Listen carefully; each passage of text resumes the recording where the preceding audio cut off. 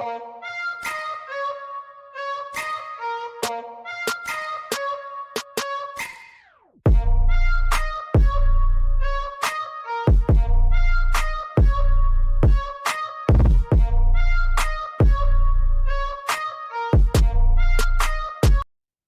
live. I guess we are live because that's what the producer in my ear just said. And funnily enough, he sounds like a lot like Matt. So, but we are live. It is PM in the PM. Welcome everybody. I see the chat is already popping tonight on a Thursday. It is July, the 20th. My gosh, this year just keeps on flying by. That's right. So welcome everybody. I hope you've all had a fantastic most of your week so far. One more day to go for a lot of us. Some of you are probably already in Friday if you're listening to us from somewhere across the globe, but we got some stuff to talk about. Happy day one of season one of Diablo for all of you jumping into that as well. Of course, that went live today to much discussion, and there's going to be more discussion tomorrow. Mav and I might touch on that a little bit, but what a week of news. Didn't go down the way that we had thought it would. Mav and I had a Sunday night special show as well to discuss the, of course, Xbox Gold going away. That was fun. That's a whole nother discussion that's continued this week as well. So news has been popping a little bit differently than we thought, but it's still here. But Mav, welcome to PM and the PM, brother, for another episode. What episode? Oh, we are 80. I love even numbers. 80 tonight. Let's go. What's going on with you, man? How's your week been? Oh, not bad, dude. Just busy working, and trying to play some games when I can. I haven't had a chance to. I twice today I booted up Diablo, and it had it on the home screen, and I got preoccupied and busy, so I didn't have a chance to actually do anything. But I'm looking forward to, after the show, diving into season one to see what it's all about. I'm trying to, any noise out there about expectations, what people are saying right now, I'm blocking it out. I want to have my own experience and see what I like and what I think of it. I've been stuck on Diablo regardless, even after the other news dropped the other day of the update and all that kind of stuff. So I've been having fun with it. But besides that, looking forward to potentially checking out Remnant 2, which is, I guess, dropping tomorrow night at a weird time, 7:30 our time, I guess. So maybe be diving into that tomorrow. And yeah, dude, I did this thing yesterday, and I was looking through the store at the games coming soon section. And just like we had our show when we looked at the second half of the year coming up, I just started to get like massive dread almost, because the amount of games, not that I'm that I know I'm going to miss out on, right? Yeah. Because there's just so much coming that I want to play, and there's just going to be no way to play it all. And the reality is, with how probably 2024 is looking, and it's just going to keep going, and how big of a game Starfield is, there's probably some of these games I've been like highly anticipating and waiting for and really looking forward to that I may never get to play, or they'll get added to my backlog at some point later when I buy them on sale, but dude, I'm still stuck in Diablo. So that's part of the problem. You guys are playing other stuff, and I still keep playing Diablo. We need to talk about that. Man. Why do you hate Exo Primal? I don't hate Exo Primal. Bro. There's man. There's a rumor going around that I hate Exo Primal. You were seething in our chat while we were playing Exo Primal and you were playing Diablo. I was just seething because I wanted you guys to come play Diablo with me. All my Diablo friends have abandoned me to shoot fucking dinosaurs, okay? No. I get it. It's a new game. Exo Primal. Here's the thing. I'm really hooked into Diablo. I know I'm already a level 100, and there's really no point to keep playing and all that kind of stuff. But then I decided I'm going to play with the Necromancer and see how that build goes. And I started having fun, Yeah. It was great. And then all of you guys just stopped playing with me. And I had a lot of lonely sessions. Now, granted, Jasper did play with me more than some of you other guys. So he's he's a true one, but even then he abandoned me. Once Exo Primal came out, his achievement hunting side came to the forefront. Now he's grinding dinosaurs, trying to grind all of his suits up and stuff. I do like the game. I just You don't. I don't know. You I would just rather said play it Diablo. sucks, and you said that Capcom wasted money putting this game out. I didn't say and then that. it adds, yes, you said it's a great example of Game Pass fodder, and you said it should be thrown in the trash. Now, why are you going back on all that shit? Yeah, you're making me sound like Jez Corden from Windows Central right now.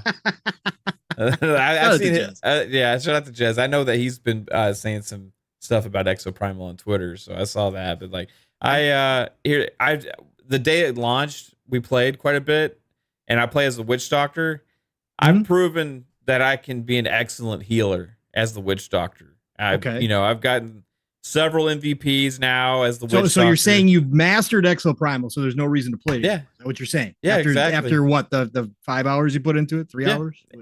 I mean, if I'm going out there putting like 89,000 score up on the board, right, compared to 60,000s and stuff like that, you know, I'm just going around healing all you guys. You know, I think I've kind of mastered the game, and I feel like there's really nowhere to go from here.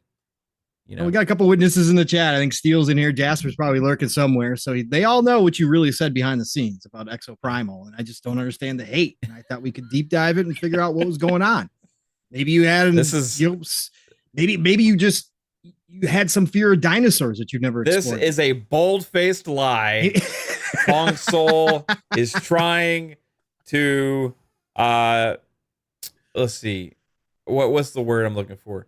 You're trying to remove any integrity that I have from the community. Well, you already killed off Forza, so that was your integrity. Yeah, then I guess so. You did do that live on the air. I didn't kill it. I just at the time yes, you did. It was a tough that was the decision. I love Forza. I'm really looking forward to Forza. That's for sure. Yeah, I'm sorry. Mav probably should be canceled at this point. So I'm just saying there's a long history, dirty laundry everywhere from Mav. So it's not just in his bedroom that Caitlin complains about it all the time. It's also here on these shows. He's left a lot of dirty laundry around here. So, well, that's good, Mav. I'm glad you're still having fun in Diablo. Yeah, I'm really excited that you guys might actually play it again for a little bit. And I just want you to know that I'm not angry with you for not playing with us. So there's that. You're angry with us for not playing with you, but I'm not angry with you, man. I played with Jasper and Steele, and you got off right when I got on. Right. Was it last night or the night before? Mm-hmm. Yeah. And so I played a couple matches with them, and guess what? I got MVP. Again, congratulations. As a Witch Doctor, you know? It's great because I wasn't there to get the MVP, as you well know. Let's go. Why do I look so sunburnt? It's the coloring, RSJ, probably from the camera and YouTube. So because on my normal camera, it doesn't, but I could adjust. I could make some adjustments too. You know, it's those Minnesota rays, those bright Minnesota. Yeah, I mean, it is. We have had some sun, so we have had some sun. But anyways, well, Mav, this week for me has been not a whole lot of gaming. I did get in some Exo Primal, as we were just talking about. Still loving Exo Primal for sure. Still a great time with friends. I don't know if I'd popped in for very long solo all the time with randos, but when you're running with a bunch of buddies, I just love killing dinosaurs. I love dinosaur games. I want Dino Crisis to come back. This game is it's just pure fun. And I don't care that it's repetitive. I don't care. It's the same levels over and over again. Now you see things opening up the more you play. And as Steele said, a lot of the people that have definitely criticized this game heavily probably didn't play for long enough to open up everything that there is, because there is variety. In fact, there's even like a raid where you actually work together with the other team to take down dinosaurs as well. So there's a bunch of different stuff that a lot of people may not have experienced yet. But if you don't like it, you don't like it. Again, the reviewers were all over the place on this game. I think it's really great. And I love to see Capcom try something new. If they can get out content for this game could have legs. This could be one of those games that builds up over time as they add things to it. Yeah. Because leveling up feels good. It's not like a grind to level up. You're opening up things constantly. Most of the costumes, armor are all available through in-game purchases. There are very few that are store only, real money stuff. That makes it. I bought the most expensive costume for Barrage the other night with 15,000 coins. You earn coins at a really good pace. The loot boxes are fun. I like loot boxes. I know a lot of people hate them. I like loot boxes. Always a fun chance just to see what you get. Yeah. So for me, Exo Primal is great. Again, is it a game of the year? No, of course not. Is the story goofy and in a lot of ways dumb how they've got it set up? Yeah, it is. But again, this brings me back to 360 Capcom when they were trying all sorts of things, and we got things like Lost Planet, etc., that just came out of the blue that nobody was like, oh, I want this game. No, it just showed up and everybody's like, wow, this is a really good game. And that's what I feel about Exo Primal. Nobody was asking for this. Everybody was asking for Dino Crisis.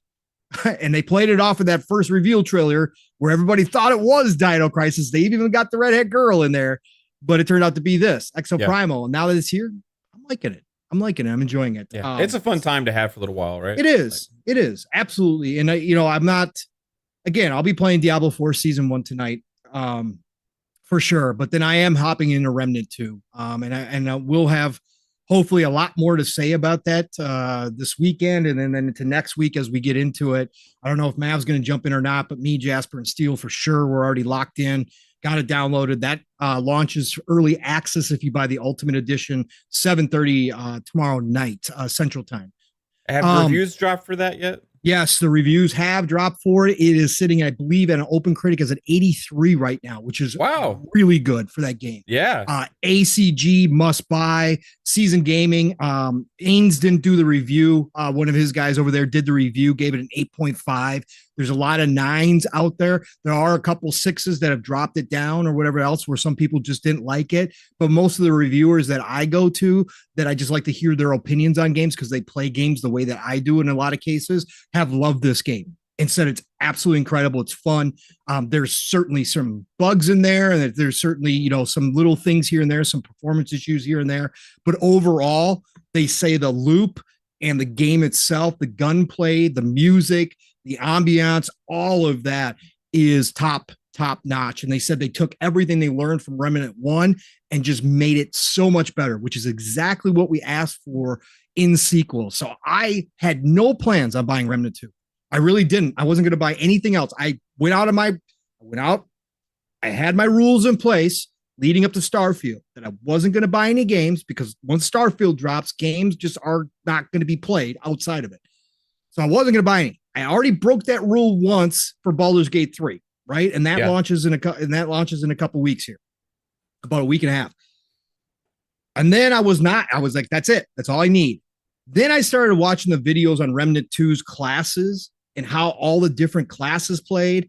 And then, of course, I knew I wasn't going to be running it solo this time. I ran Remnant 1 solo, and it became too Souls-like for me as a solo player. I had a fantastic time, but then I got to a boss where I literally died probably 30 to 50 times. Literally, I tried it. Right. I tried to get better, stopped, went back to it. I did everything you're supposed to do, could not beat this boss, and I put it down.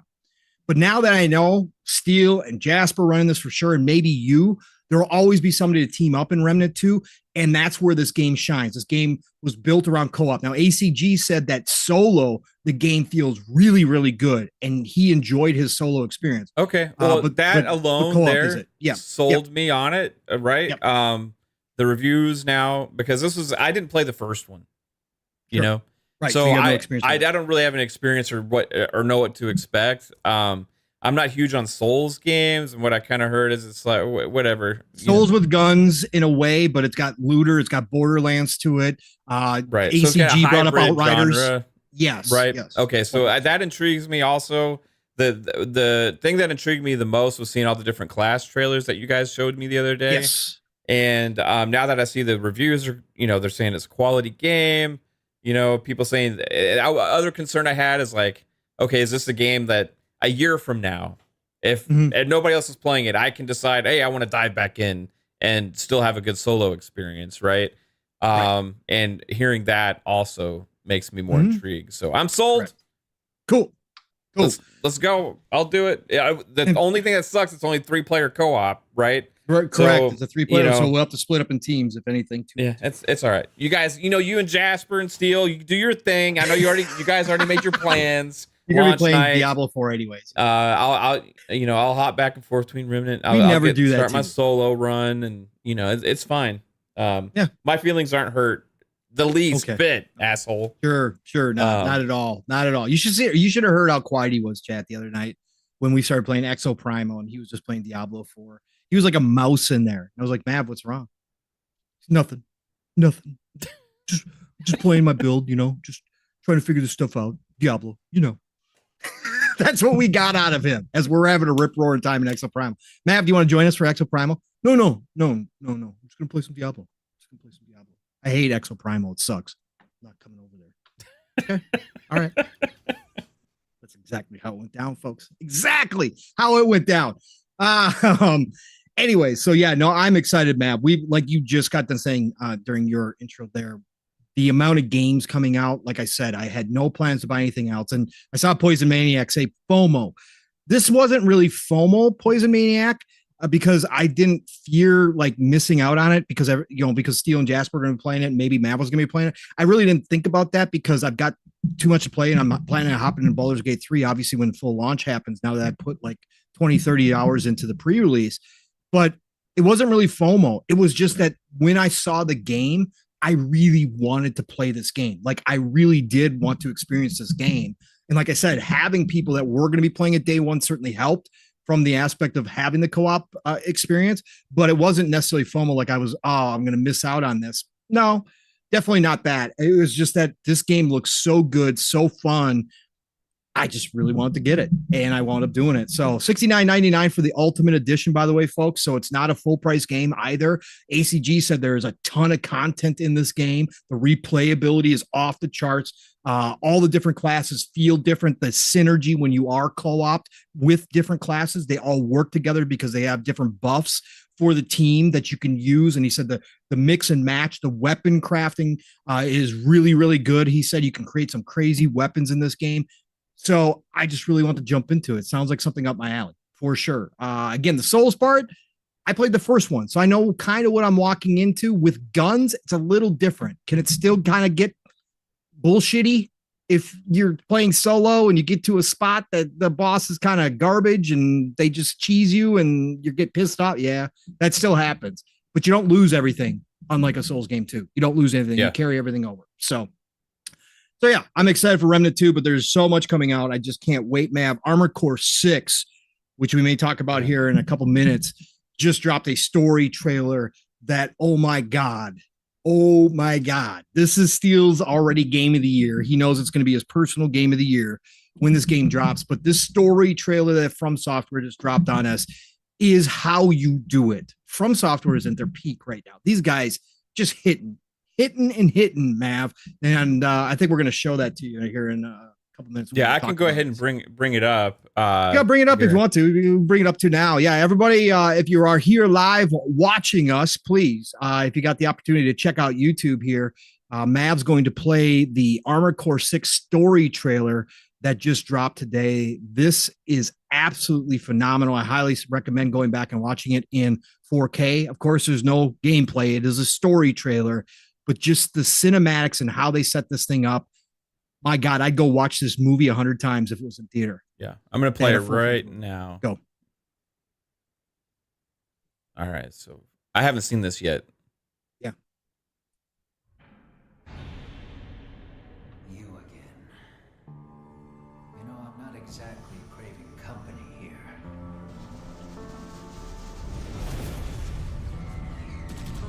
Hounds now entering combat zone.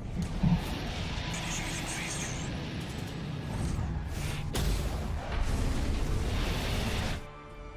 So what happened to 617 and the others? Fill me in, Admiral Walter.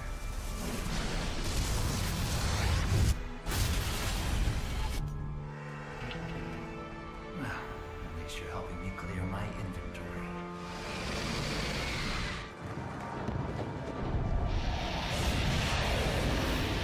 Vital signs lost. Recalculating approach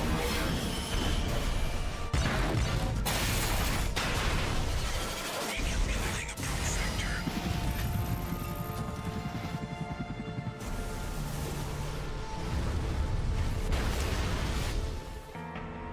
This one is functional, but don't expect much more. I'm not here to talk. Wake it up.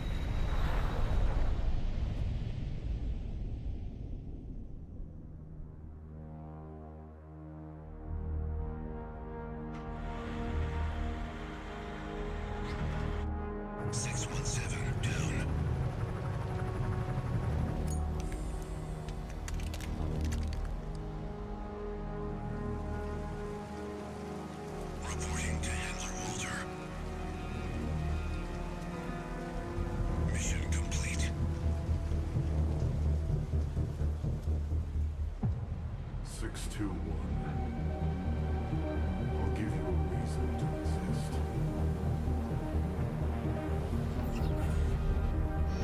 Let's get to work.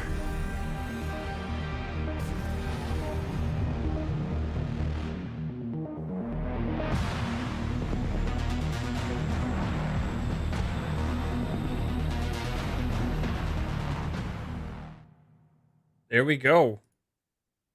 That's pretty Bro. fire, bro. Bro, you got Terminator music, you got Blade Runner music in Yeah. there, you've got a little bit, you've got action, you've got everything you want. That was just an amazing trailer. Like I said, if they made a movie, I'd freaking go watch that. Yeah. That looks freaking insane. Love it. I love it. Anyway, so thank you for indulging us in that. I hope you guys all enjoyed that. Again, Armored Core 6 is coming August the 20, what is it, man? 6, I think it is, 25th, 26th. 25th, I think is what it just 25th. said. Yeah.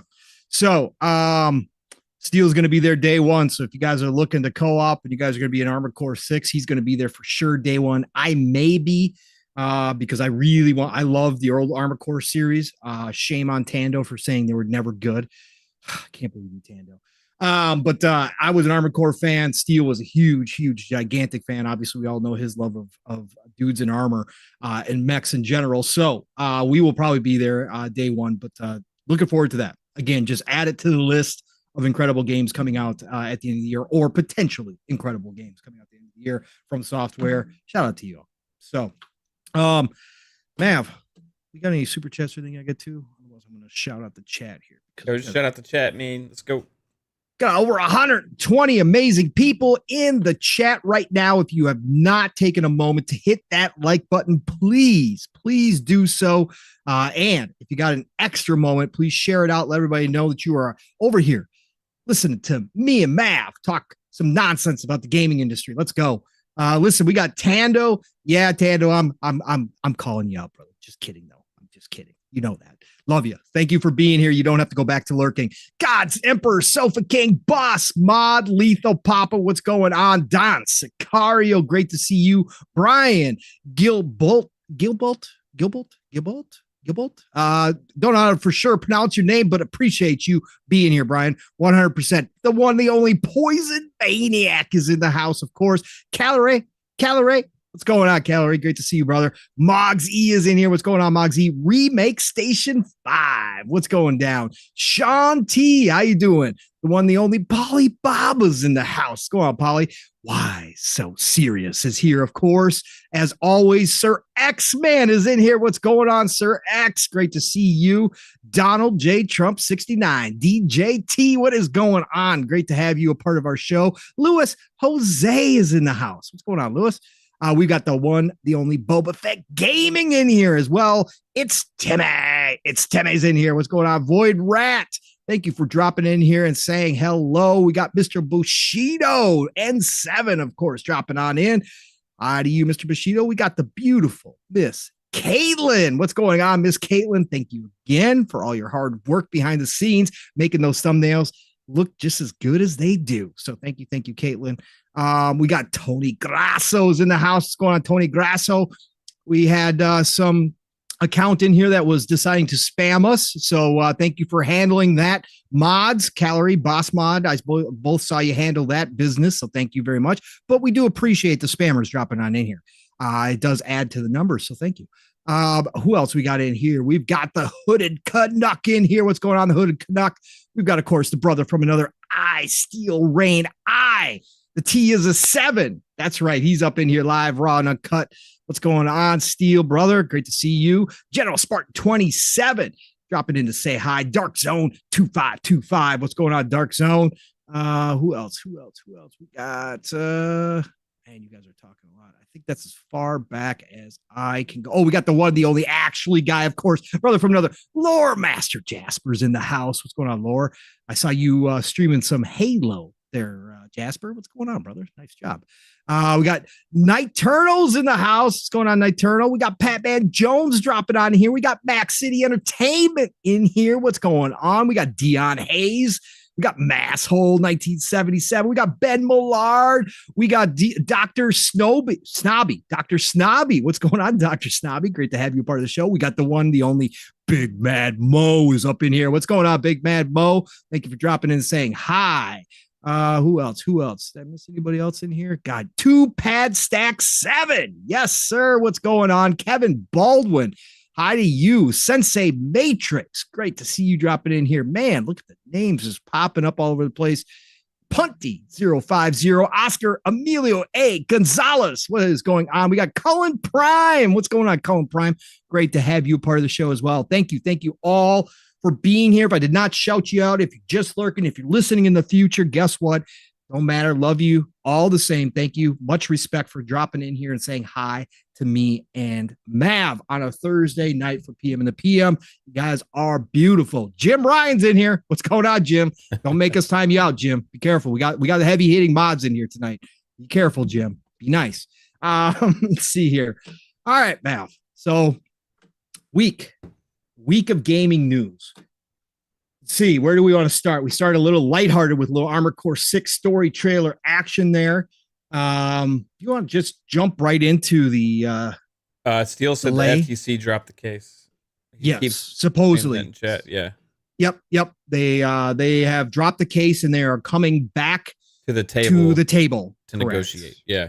Correct. So well, let's just jump right in there since Steele is dropping in breaking news. Let's see here. Yeah, I saw something about this earlier today. I didn't really look as much into it, but Bloomberg had an article about it earlier today saying that's what they were hearing as well. So, okay. Yep. So FTC drops the case, comes to the table as well.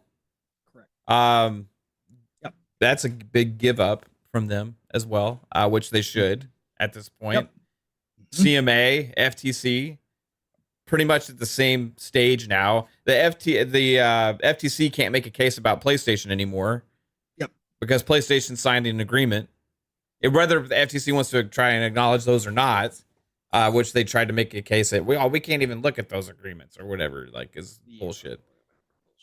Hey, real quick, Matt, before you continue, real quick, special shout out because we got a birthday boy dropping on in here tonight, a legend in this community. One of the nicest human beings, period, you will ever meet. One of the most positive lights out here. And it's his birthday today. And he drops in here on his birthday and gives us a super chat. The one, the only Dragon Heart. It's Yobi's birthday today? It is Yobi's birthday today, I missed sir. this on Twitter. Yes, you did. Yobi, happy birthday, bro. And super appreciate that $5 super chat. You said, peace, love, life. That's right, man. Yes. All dude, love, brother. Super happy birthday to you, Yobi. I agree with Pong. You are an amazing person. So shout out 100%. Sorry, I didn't mean to interrupt you, but I saw the birthday boy drop in here and I had to say something. So yeah, everybody say happy birthday to Yobi if you haven't already. Again, just one of the good dudes in the community and just so giving all the time of his just everything. Again, anytime you need an ear, Yobi is there. He's just always doing positive things. So thank you again, Yobi. Oh, brother. Now listen, Yobi, the compliments are from the heart, brother. You don't need to be dropping super chats. Dragon Heart Yobi with another $20 super chat. Thank you, brother. Again, nothing but love and respect to you, sir. Thank you, brothers. I appreciate you, man. Appreciate you. All right.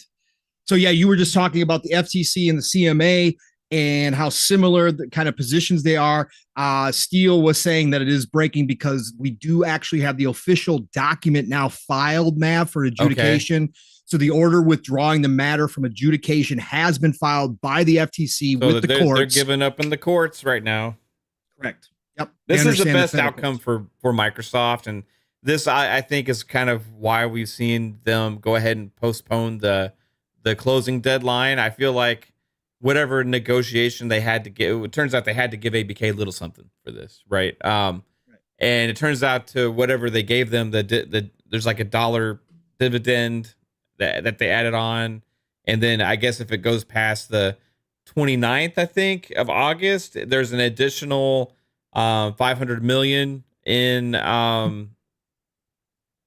You're on mute. Turns into I know. I just did 4.5 billion is what it turns into. Okay, so that's quite a bit.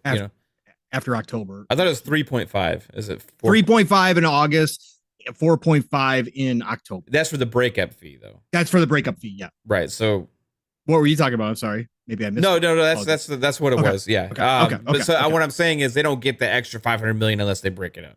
Right. Correct. Right. So they're just enhancing the breakup fee to give more incentive to get the deal done closer. And then if it goes into October, it's 4.5 billion. Right. Mm-hmm. So this deal is going to get done before October for sure, because if that gets more and more enticing from ABK at that point to pull out. Right. But I think everybody's on board. I saw Bobby Kotick in a interview. I think it was yesterday, talking about that their board is, happy with this and all on board with it. And the interviewer was like, should they have gotten more? Should you? All this kind of stupid stuff. But I'm pretty sure that all their shareholders are pretty happy with this. And it's also the best outcome for Microsoft, who, knowing if there's not going to be any challenges later with the FTC or CMA. So that way it saves on court costs, saves on time, saves on battling back and forth. So I think they're going to come to some kind of a conclusion here in the next few weeks, probably, to where they go ahead and squash it all up front, and that's good to see, right? So that way we're not going to be hearing about challenges and all this kind of stuff for years to come after this deal, right? Yep. So that's what it's worth to them to go ahead and extend it instead of closing over the CMA, right? Mm-hmm. And it seems like the FTC and the CMA, like always, are kind of on the same page now. Again, once again, collusion. Yeah. Nate Dogg, yes, absolutely. Yes, they can file again. Both Nate Dogg and Rainbow brought it up. The FTC can file again. They can come back to this deal 10 years from now. Yeah. If they want to, right? So no, that will always be open, but they have now gotten the hint from the federal court, something that we talked about, that most of the experts all said from the beginning. There was no case for the FTC here, especially when you're talking about specifically the United States and how the laws are currently written. The FTC was never going to get this through the federal court system, right? Even if they happen to get it through the lower districts, Microsoft, if they wanted to take it to the Supreme Court, would have ultimately won at this point. So I think the FTC now, with the pressure being applied to them from the political side of things, now that they had their budget slashed, which officially came out today as well in the official papers from Congress. And so I think that Lena, and she even had some of her own panel saying that this was now pointless, that it's a waste of time. They're not going to push this one.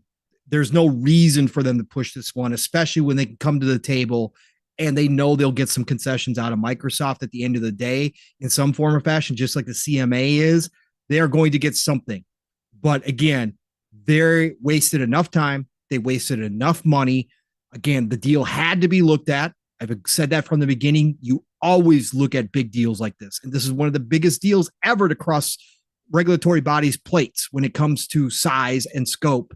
But you have to look at it. But at the end of the day, there was no reason for them to push it this far. They chose to for their own reasons. Each regulatory body that did, CMA, FTC, they all had their own reasons behind it, all different motivations, but none of them were about what actually is good for the consumer at the end of the day. And none of them was actually based upon any supporting facts, as we found out now, because like Mav said, 2 different cases, 2 different countries, both found out. First of all, the FTC found out here. Federal court said, nah, you got no winning case here. There's nothing here.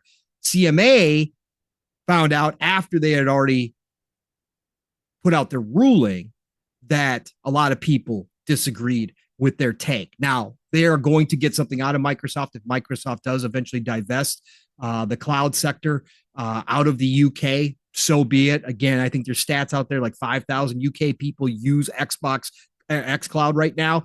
Microsoft doesn't care about that. Again, that was never the major play here or anytime soon. They understand that cloud is years, decades potentially away from being dominant in any way, shape, or form. They're willing to divest it in the UK. It's not a big enough place for them to care about. And the CMA found out from the other side, as far as the political pressure, like, hey, you're making us look bad here, folks. What are you doing?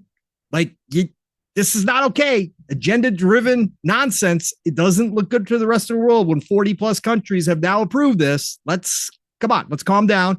Let's go back to the table. And that's exactly what they're doing now. They found a way out of their own decision by saying, Matt, even though the console market had no longer been a problem for the CMA, we saw at the CAT tribunal held the other day during this week, the judge there gave them the out and said, well, the Sony deal is a big deal.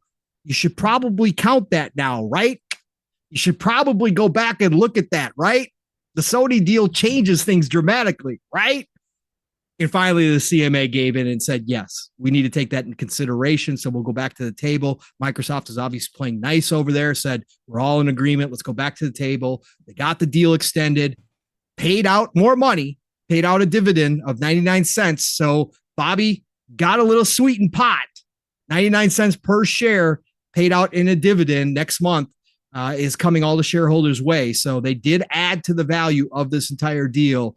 And then like Mav just talked about, the termination fees went up by $1.5 billion. No small potatoes there, Mav. Again, 4.5 if this deal falls through. That is what, 3/4 of what they paid to acquire ZeniMax. So yeah, that's not small. That's not small at all. It's no small change there, you know. Yep.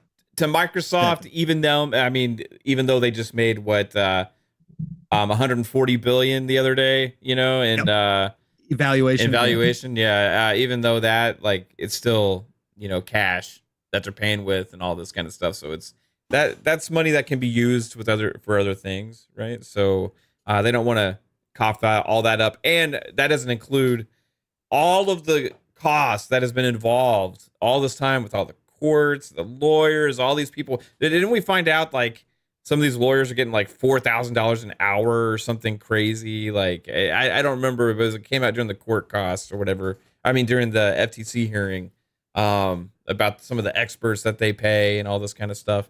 I can't imagine the amount of costs that's just going into all of this stuff with the lawyers and all of these things, just trying to get this deal closed as well, right?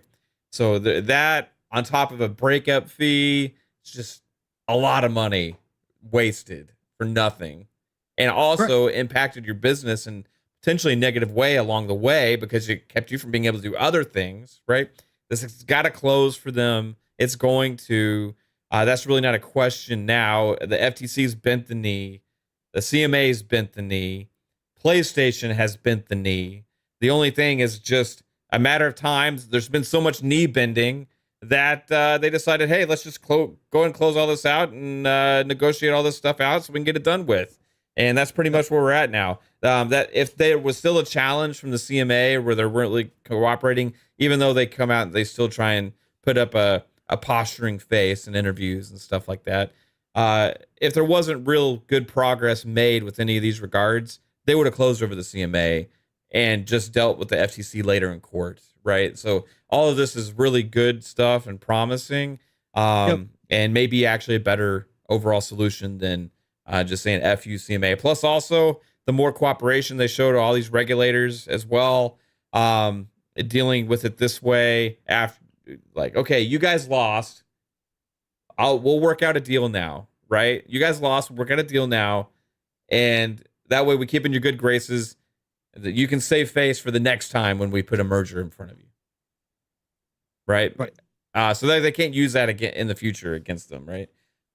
Sir X-Man with the $2 says, "Happy birthday, Yobi. Have a great day. Enjoy. Yeah, happy birthday again to Yobi. Yeah, that's awesome." Thanks for putting that super chat in there, Sir X-Men. Appreciate that, brother, for sure. And a worthy one to say happy birthday to you, 100%. Yeah, I just think that overall, man, again, we knew it from the beginning. We were in the stretch run. Would we like to have seen it close this week? Of course we would. Everybody would have loved to see it close this week. Are we going to probably have some more conversation as things roll along and we start hearing about the CMA and the negotiations? Of course, we probably will. But listen, nothing's stopping this deal. It's now all but signed at this point. It's all but announced at this point. This deal is getting done. The interesting thing will be time frame wise. The CMA has publicly said they would like and are going to try to get this done in an expedited fashion, meaning August. They gave themselves a bigger timeline in case, which Microsoft did as well to match that timeline. That's why they extended till October 18th, just in case. But both parties seem interested in closing this thing out within the next month to 5 weeks or so, and being done once and for all, and letting everybody move on now at this point. The political pressure is at all-time high on these regulatory bodies, and Microsoft wants to move on with business and announce this thing and start integrating whatever the number is, 12 to 17,000 employees. Yeah. That's no small task, brother. Mav, with this news this week too, right? With this news this week too, we also started hearing something strange happen.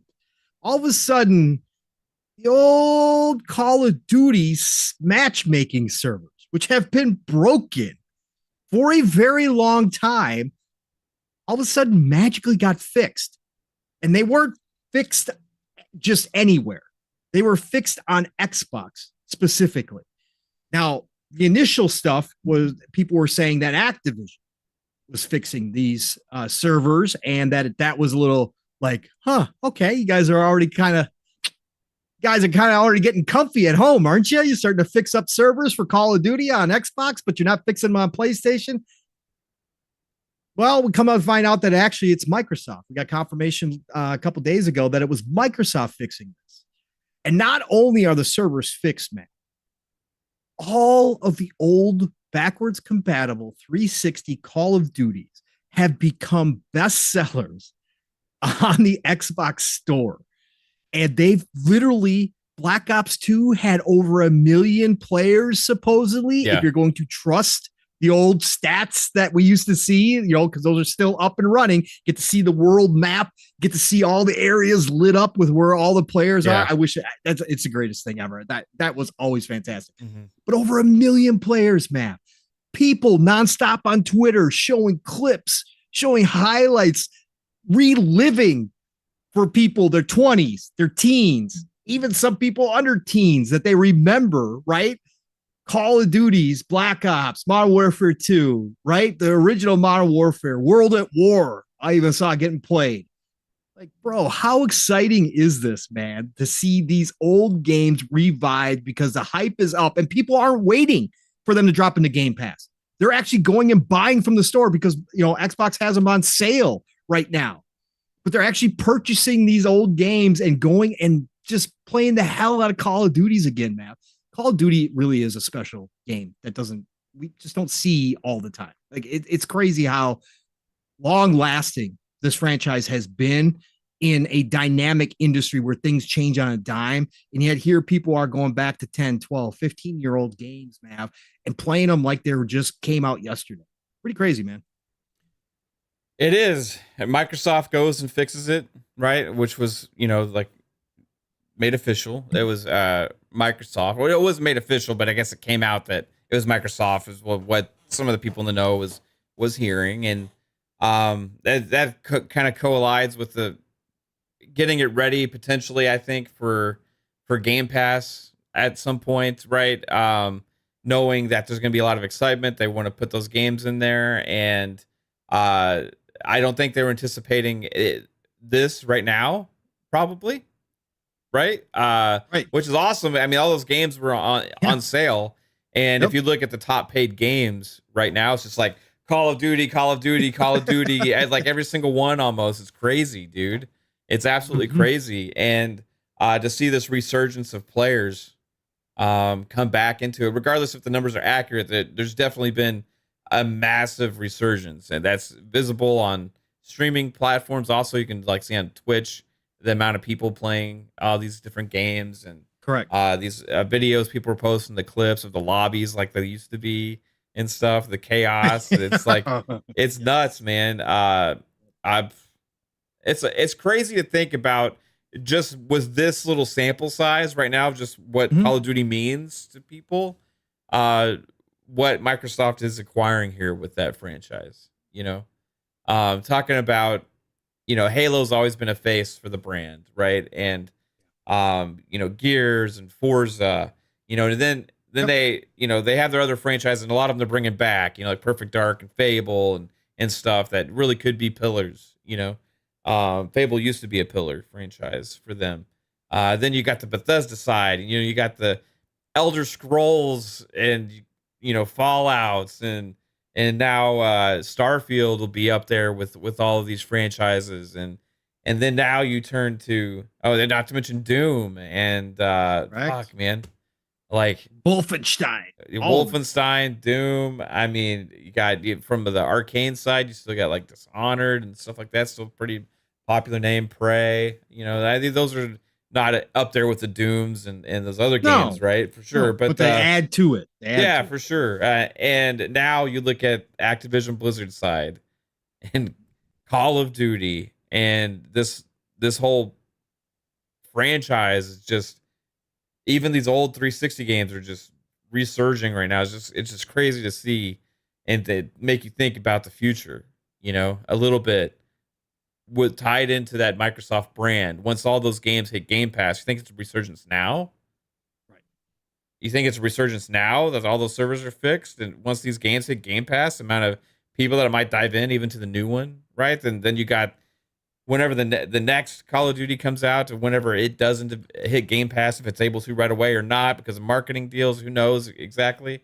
But the future will be that where those games are going to hit the service right away, and just to know that Microsoft potentially is the one that fixed those games shows they're willing to do things that Activision Blizzard wasn't willing to do themselves. They're going back and making sure that this stuff is working, right? Which is really cool to see. So I look forward to seeing the future of what's all in store, man. I think it's gonna be pretty crazy. PlayStation didn't go behind the scenes and fix their stuff. Oh, right. They could. $2 from Sir X-Men, by the way, who says, remember, Sony said, who wants to play old games? Yeah. The Xbox side has been proving time and time again.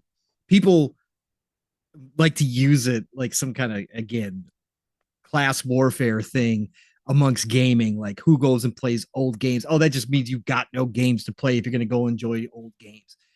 That's, again, some games, a lot of games are timeless. Yeah. You can go back and enjoy them. And this is the power of backwards compatibility, the thing that Xbox went out of their way to make happen. And people on the other side of the fence looked over and said, who cares about that? When I buy a new system, I move on. But this shows the power that, again, of just having it available, having it ready to go, Mav, what it can do. And the other thing here, Mav, too, that got me thinking, because we've talked a lot about what happens once Activision Blizzard King deal is finally done and what's going to look like, what games are going to drop into Game Pass. And of course, they've got a lot of licensed stuff. They got the Spider-Man games, they've got Hulk, they've got Marvel Ultimate Alliance. This groundswell, and yes, Call of Duty is a thing unto its own, right? I understand this. The lure of going back and playing older Call of Duty titles is different, right? For a lot of people. Right? And we even saw on Amazon, sales of Series X went up by 84% when people started hearing about this. I'm not saying that all these backwards compatible games that are kind of in licensing limbo right now would have that same effect, but this does give me hope, Mav, because also we should quick mention here, not a whole lot of people are going to care about this, but Xbox also went back and fixed the Shadowrun servers. Which is weird. Out of the blue, Shadowrun. Like Mav and I will tell you, it is one of the most balanced first-person shooters you could ever play. I'm Literally, it was ahead of its time. Like other games, correct? Right? Correct. Because matchmaking, it was maybe these were somehow connected with the same stuff that they were trying to implement and fix, like some kind of back-end stuff, right? Maybe. Because they shut those 360 servers down before for first-party stuff. And the thing about Shadowrun, it's a first-party game. Yes. right? Yes. Now Call of Made by Duty games Facet. will be first party, right? Correct. Yep. But Yep.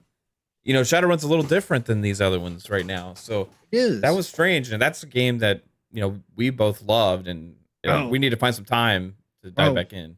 I watched some video of people playing against bots because you could still play it against bots, right? Yeah. It was set up for bots, which people have been doing. But I saw people playing on Series X, and like the frames, it was 60 frames back on the 360, Yeah. but it wasn't a smooth 60 frames. Now on the Series X, no issues, and Yeah. it didn't get boosted or anything. It's just straight up runs better. And I watched some people play it, and my God, Mav, did it bring back memories. Yeah. Again, way ahead of its time. A lot of people didn't play it because it wasn't an RPG Shadowrun. I was pissed when I first heard about it back in the day because I wanted another RPG Shadowrun. But then I actually did pick up that game and played the hell out of it. It was And again, blast, bro. balanced. Was still to this day one of the most balanced first-person shooters you can go play. Again, class to class to class. There is no weaknesses. It is rock, paper, scissors. And it is works beautifully in that game. Mhm. So they fixed that Shadowrun. But what I was going to say, Mav, is this hype and this sales, again, not people waiting for it to drop into Game Pass to go play these old games, but people picking them up, even if they are heavily discounted now. The value of a 360 game to the Xbox store still being $15, $10, $12, what they're currently selling for. Could this, Mav, potentially get Xbox to go and investigate on Marvel's Ultimate Alliance 1 and 2? Could it go get them to investigate a Spider-Man, right? Could it go investigate that, hey, if we have certain titles that a lot of people in this community have been clamoring for, and I named two of them because people do want to go back and play these. Wolverine, or X-Men, I should say, is another one that people would love to see come back. Maybe this groundswell for Call of Duty, once the Activision Blizzard King deal is done, gets Xbox to make a couple phone calls over to Disney and say, the licensing ran out on some of these games, but could we relicense and relaunch these in backwards compatibility and just, start selling them again? I don't think Disney's going to have a problem with it. And yeah, they're like, okay, we like extra money, so let's make a deal, right? Right. Especially right now, seems like they kind of need some cash. According to reports and stuff about what's going on there. So Iger's about to start selling off pieces. I mean, and old stuff. I mean, if there's no reason Deadpool they can't, too. then why not, right? So right. Depends on if Microsoft's willing to do that. I just would hope that there's as much investigation from Microsoft into backwards compatibility and the effects that they can have with the ecosystem from Activision Blizzard being acquired, right? Yep. And I talked about this a long time ago. I remember we talked about it like, oh, would it be amazing if they fired back up the back compat team and all these different things? Yep. People are like, no, they said it's done. Like, don't you think that acquiring a $70 billion company might cause you to reevaluate that stance, right? Like a company that has all these different games and IP. And now that we see the evidence of just what they've done with the Call of Duty servers before the acquisition is even active or complete, I mean, maybe makes you think that, hey, maybe that team is up to something back there. Then the Shadowrun aspect, which is another game completely not tied to Call of Duty whatsoever, as well. So there's something going on back there, maybe to try and implement these 360 era games and revitalize them and all this kind of stuff in a way. And if that's the case, that means there's a team working on this stuff. Mm-hmm. That team working on older stuff, which is like the old back compat team that they said was going to move on to other things, and now it seems like maybe this is what they're up to. I don't know 100% who's working on it, what team it is, but somebody's up to something right now between Call of Duty and Shadowrun. All of a sudden, right before this is done, so make those calls, right? Go and see what you can get accomplished with these deals. A lot of licensed games, Activision.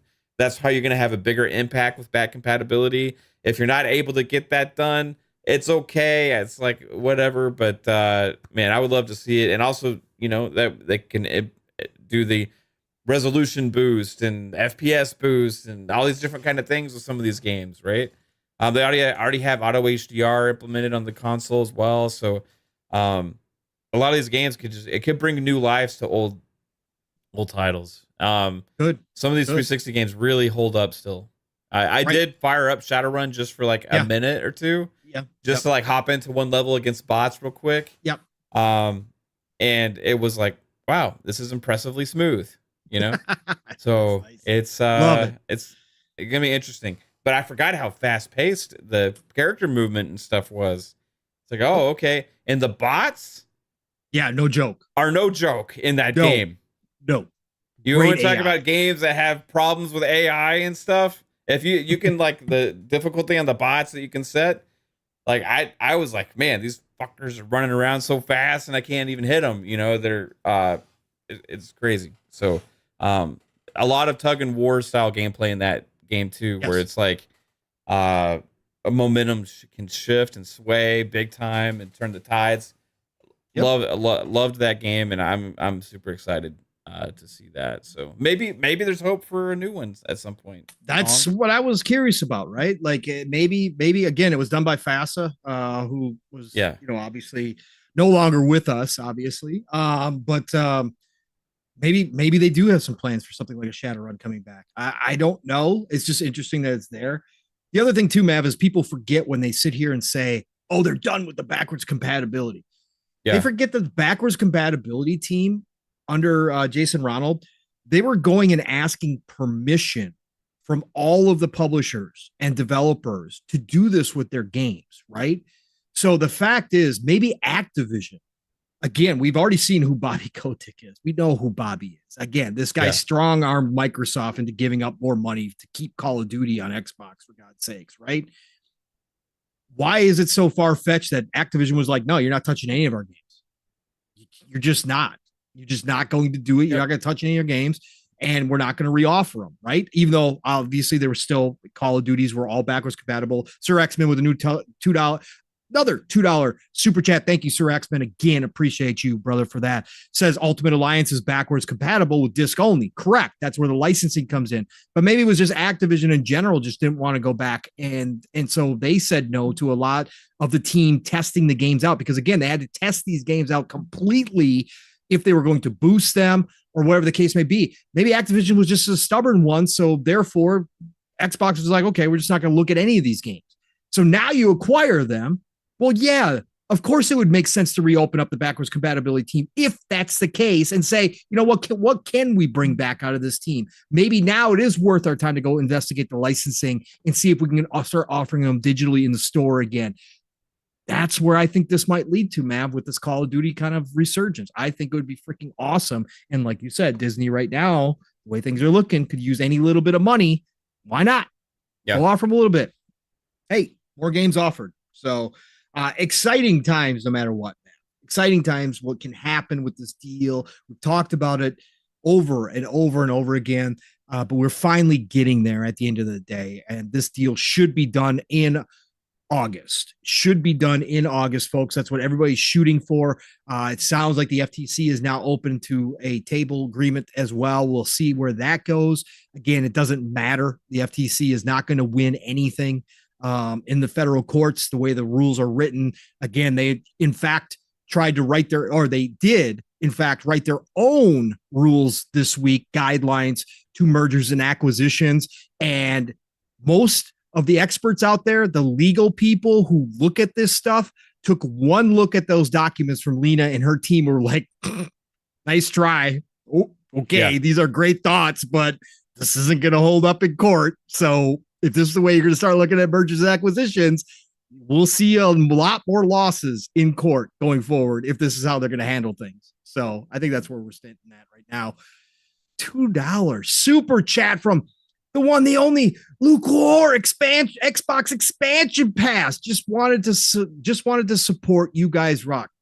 Luke, you rock. Shout out to you, brother. You rock. Show rocks. Right? All the work you do, absolutely incredible, sir. So shout out to you, brother, for dropping in here and showing some love. Appreciate you. All right.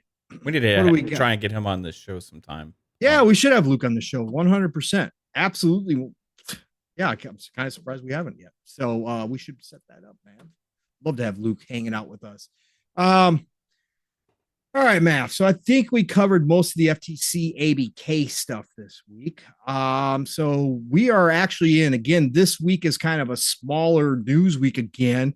We've had a few things drop, interesting little tidbits here and there, as you like to call it, an FSP. But Matt, is there any specific place you want to go at all? Is there anything that caught your eye this week? We got Forza, we got Arcane Austin hiring again. We got all sorts of stuff going on. Yeah, we can. I'm really pumped for Forza, despite you thinking I killed it. You killed it live on the air. I understand. I understand the resentment there. That whole thing made me kill that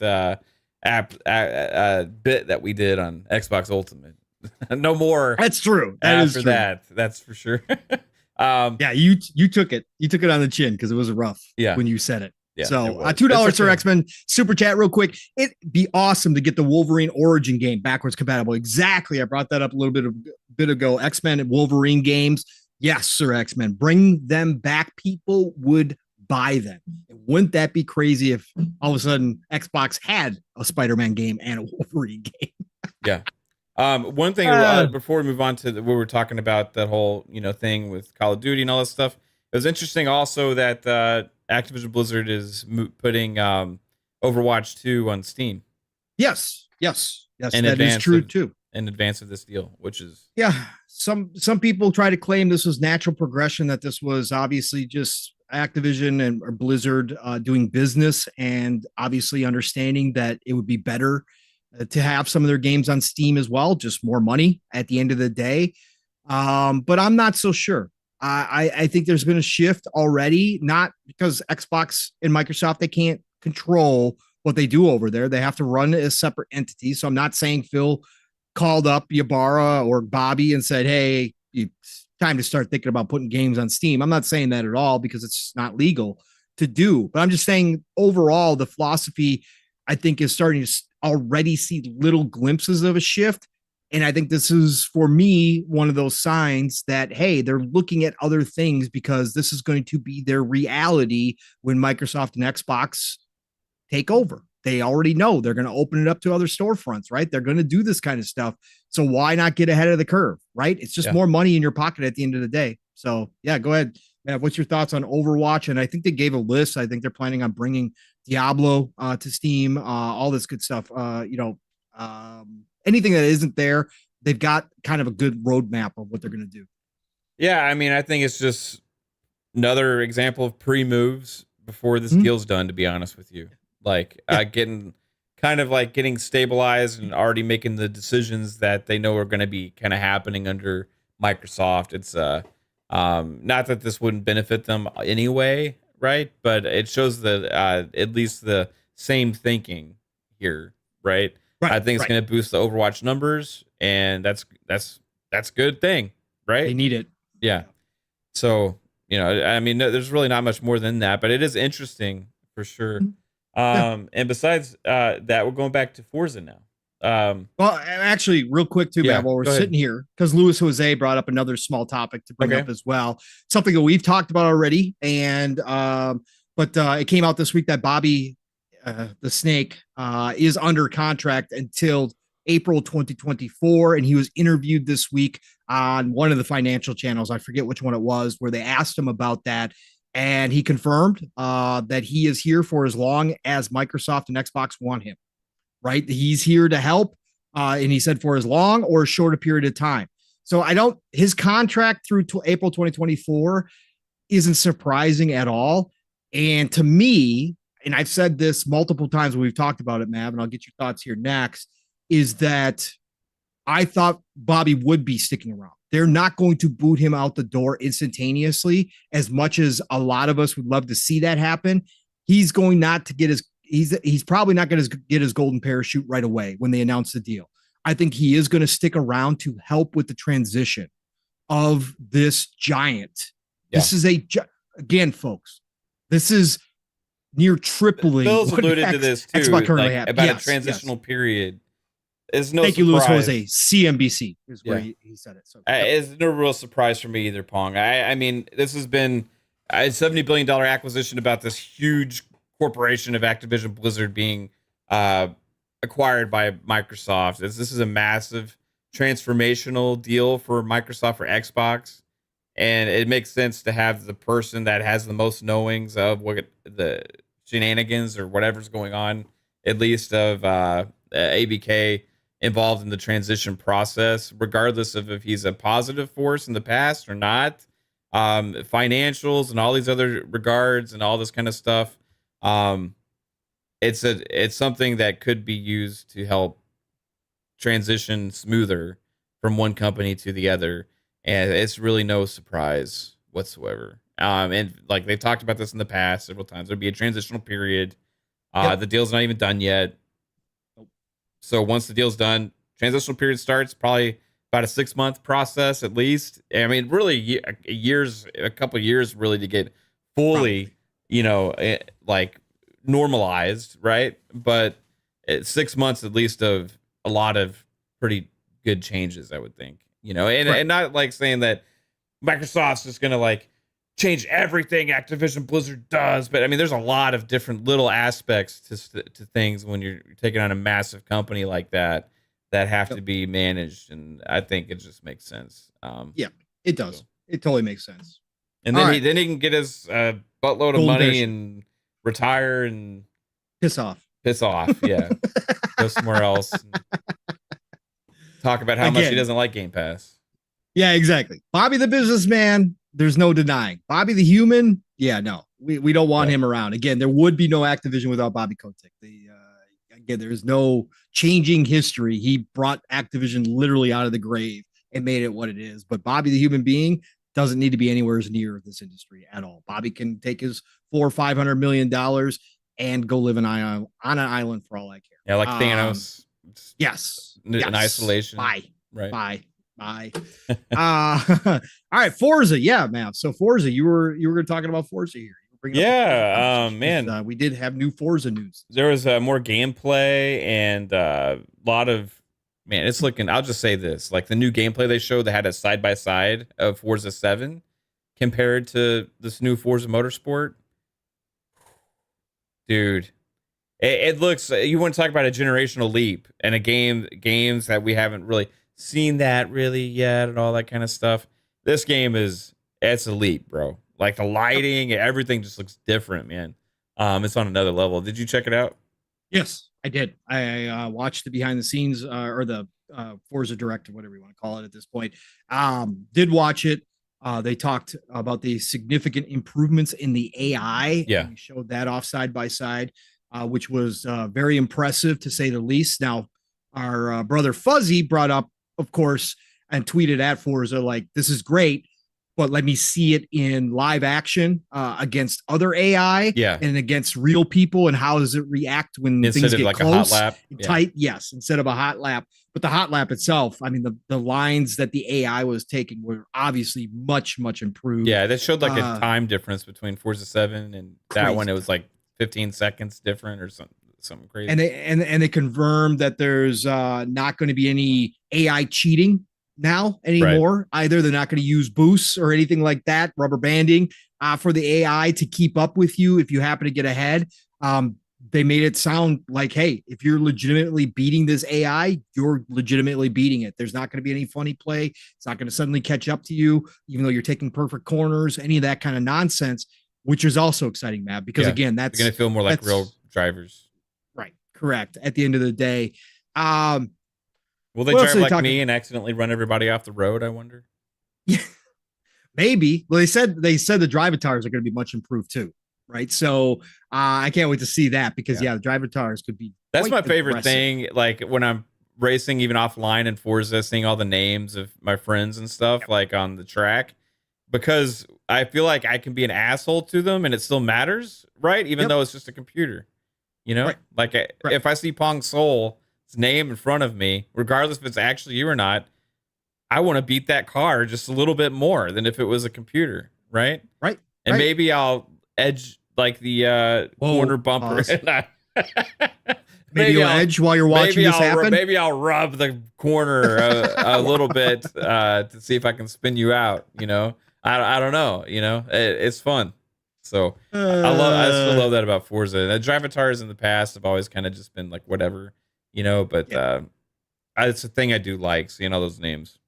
It is. It adds an element to it when you're racing against, even if you know it's not them, it still adds an element. It's fun as hell. We did again when Forza Horizon 5 first came out, and P3 was popping up, in some of my races. Like, okay, I gotta beat Phil, right? Even though it's not really Phil, I gotta beat Phil. So it's just one of those things. It's cool. It adds an element, and I'm all for it.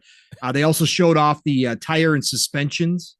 As well, improvements, especially going over curbs and bumps, and how Forza 7's cars would react versus Forza Motorsports, the new one. How those cars react, completely different, man. Completely different. Like the points of contact on the tire and how the overall car reacts to those situations. My God, night and day difference. So if that actually, and again, normally in Forza Motorsport, you can feel it because it is on the simulation side. That's going to make a world of difference when it comes to racing. So I can't wait to see that and feel that. It wasn't all roses though, either for Forza this week, according to some.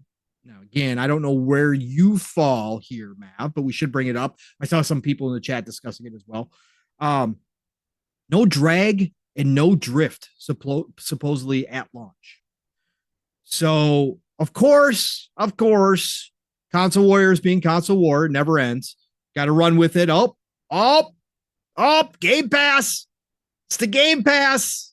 Yeah, it's Game Pass's fault. We're getting an incomplete game again. They're just dropping it to drop it. They said we're going to have drag and drift. Now it's not going to be there day one. Mav, brother, what are your initial thoughts on no drag and drift? No drag and drift. Yep, no drag racing and no drifting events. I understand. Like, there's a lot of people that play those modes a lot that are going to be disappointed. For me personally, I usually don't do the drag races in Forza or do the drift races in Forza. I usually just do the track racing and hot laps and playing against friends and the computer and all that kind of stuff. So for me, it's not as big of a deal. However, I do understand that, and it is going to be frustrating for some. I do think it's coming, right? Though I've always anticipated Forza Motorsport as being in this reboot state, kind of a long-lasting, service-oriented game. We still don't have concrete information on that, like what their plans are. Are they going to release a couple years Forza Motorsport 2 again, or is this going to last the rest of this console generation, right? And it's going to be updates periodically and stuff like that. For me personally, I'd rather just have the one game and updates periodically and keep building upon it into something so amazing and massive and deep and like fleshed out, as opposed to keep trying to find a way to up yourself for a new release and remove old stuff and bring new stuff and all that's, because you can keep what's there, keep improving upon it, and keep adding tracks, cars, right? All that kind of stuff over a long period of time. And I personally would rather have that than the biannual release. So now maybe that means that something like this is the downfall of that up front, right? Mm-hmm. I would hope that they would have had those in there. But to be honest with you, when I was watching this Forza stuff, I'm just watching the gameplay and the graphics and the cars and the lighting and the way the track looks and all this kind of stuff. And I'm just in awe. And really, I don't know. It's almost like nothing else matters to me right now when I'm watching it in motion. Sure. It's just it looks like a different game, dude. Like, it's that with the way that Forza was before, like, and you can compare Gran Turismo and Forza with in some ways, and like, where Forza for me had better graphics in general, there was something about the lighting in Gran Turismo that had more of like a photorealism type look to it, right? Mm-hmm. Forza was a little bit more colorful. A lot more colorful, especially when you look at the side-by-sides now, right? And then that's the first thing that I noticed. Kind of see it like as a, like, okay, well, it's like a little unrealistically colorful, but whereas like Gran Turismo's was more like had a real lighting kind of feel to it. It seems like the new Forza Motorsport is like meeting in both worlds, right? Because you have that like almost too good to be true, like amazing scenery like around you, like with the colors and stuff, but in a realistic lighting way. So it's like you're in this like, I get this feeling like this if everything was perfect on a track and like everything looked great, you know, like this is where you want to be, you know, like I want to be racing on Maple Valley Raceway with the with it looking like that. I can't fucking wait, man. And the lighting and just everything with this game, the way it looks, and the detail is just mind blowing. And whenever they're talking about this other stuff, I'm like, okay, I just want to get the fuck in my car and drive, and I don't want to wait. Just give it to me now. Give it to me in October, right? Yep. I get it. And I see lots of discussion in the chat, and I see lots of both on both sides. And again, I don't think nobody's wrong for saying it's a disappointment for a game to be feature incomplete. Yeah, for sure. Again, let's not act again. Again, shout out to everybody for having good discussions in there. And it's an ongoing discussion that's been happening more and more as we moved into this generation, right? Whether it's performance issues, whether it's features, we've seen this time and time again. This isn't specifically an Xbox problem. Of course, you and I, Mav, have talked a lot between all of our shows about the criticisms we had for Xbox and about their studios and about certain things, potentially, just being a problem, management wise and that kind of stuff. We've had those discussions time and time again. But let's not act like it's just Xbox, right? Let's not act like Gran Turismo didn't come out in a state where you couldn't even sell your cars, right? For the first, 2 months, 3 months, you couldn't sell a car. So let's not act like this is just an Xbox problem. And Jason Max said, well, they're taking a long time now with their first parties. And Jason, I'm not calling you out. I'm just bringing up your comment for discussion because Mav and I have talked about this as well. Well, we've seen, certain publishers, certain developers seem to be able to put out games on a regular basis.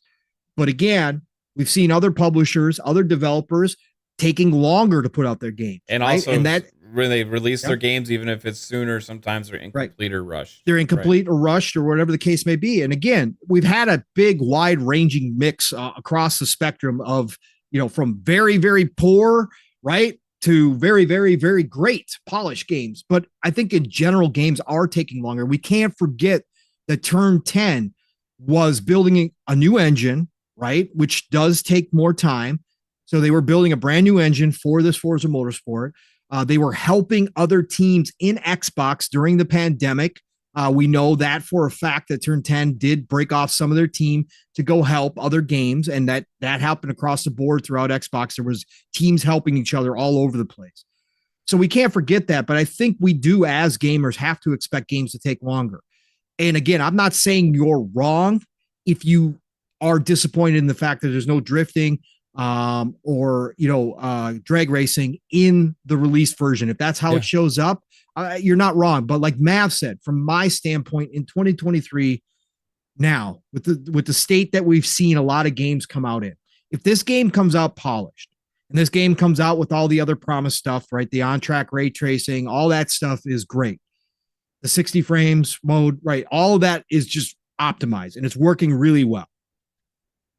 Then again, as we suspect, Forza Motorsport is going to be more games as a service and being added onto. In 2023, I'm so used to this at this point. I don't have a big major problem with it if they're going to add those features later. Would I love to see a complete game from day one with all the modes promised in there? Of course I would. But am I to the point now where I'm just looking across the board, across all games as we're seeing them, and noticing that there's just a lot of games coming out this way, not again excusing it per se, but just realizing that's kind of the state of gaming right now. I'm just going to be like, okay, well, but I'm still happy that we're getting Forza Motorsport in October. And I'm still happy, like Mav said, that I'm going to be able to jump in and do, track racing from day one, and that they're going to have over 500 cars available, and that they're going to have the campaign. Again, I'm assuming that all this is good, but the new campaign mode is in there and it's really fun to play. I'm just gonna be happy we're playing new Forza Motorsport because I kind of miss that sim style racing game. Right? There's other things they've yet to reveal as well with the online stuff that they're holding close to their vest right now. That I think is going to be pretty big, exciting announcements. So don't know exactly if those are going to be there at launch or not, but they're still holding on to something. I'm thinking maybe Gamescom time we're going to get those announcements. Yes, because they've hinted at it a couple times that it's like the main function of multiplayer, right? The main online mode, and we still don't know what it is.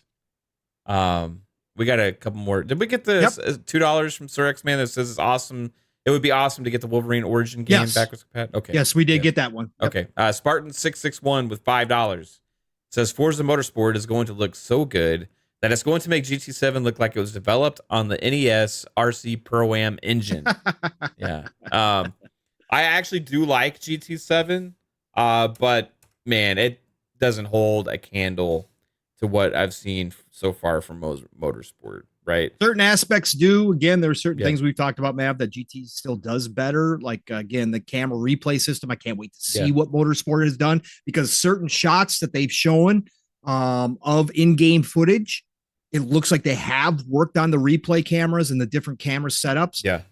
So I can't wait to see that and see how it compares. But yeah, overall, again, Turn 10 set the bar long time ago. In my opinion, in Mav's opinion, they took the crown from GT a long time ago, right? And it's just GT's never caught up.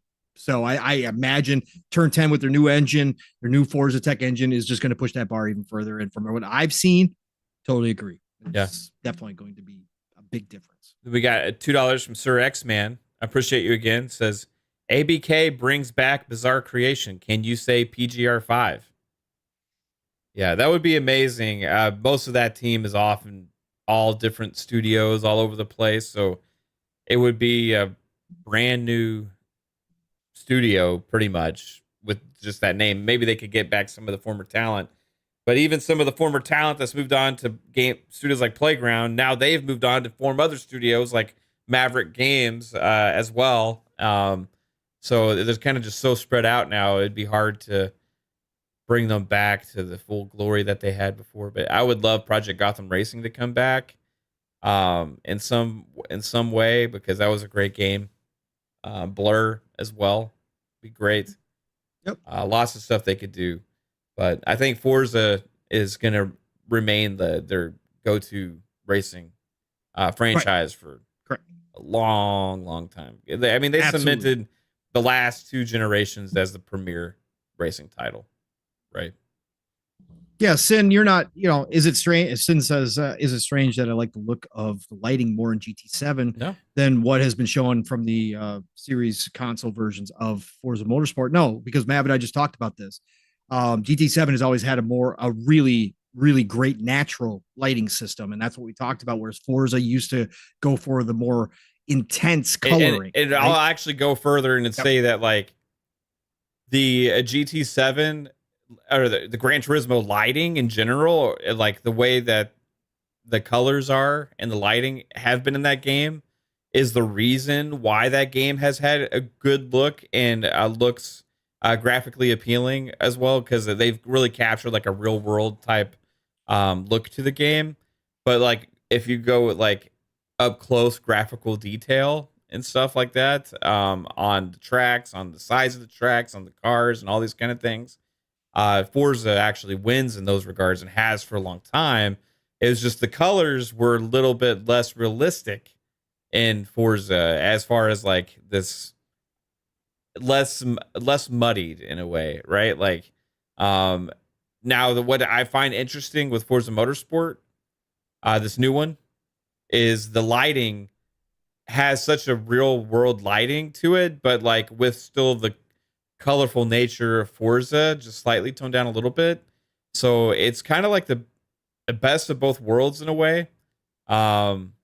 It's very interesting. I can't wait to actually get Forza on the screen and just play it and see it in person, because this is going to be a greatly different looking Forza than we've than we've ever played. Yeah. And you can see the side by side. Just watch the side by side of Forza 7 to this new Forza Motorsport, right? Yep. It's nuts, like how much this lighting and all this extra detail is adding to the game. And I want to see the full day night cycle. In an actual race. I know we've seen it. Obviously, they've obviously given us a lot of shots of it, but I want to see it live on my OLED. Right? Yeah. I want to see what that looks like. I want to see how the colors change naturally with that light as the sunlight.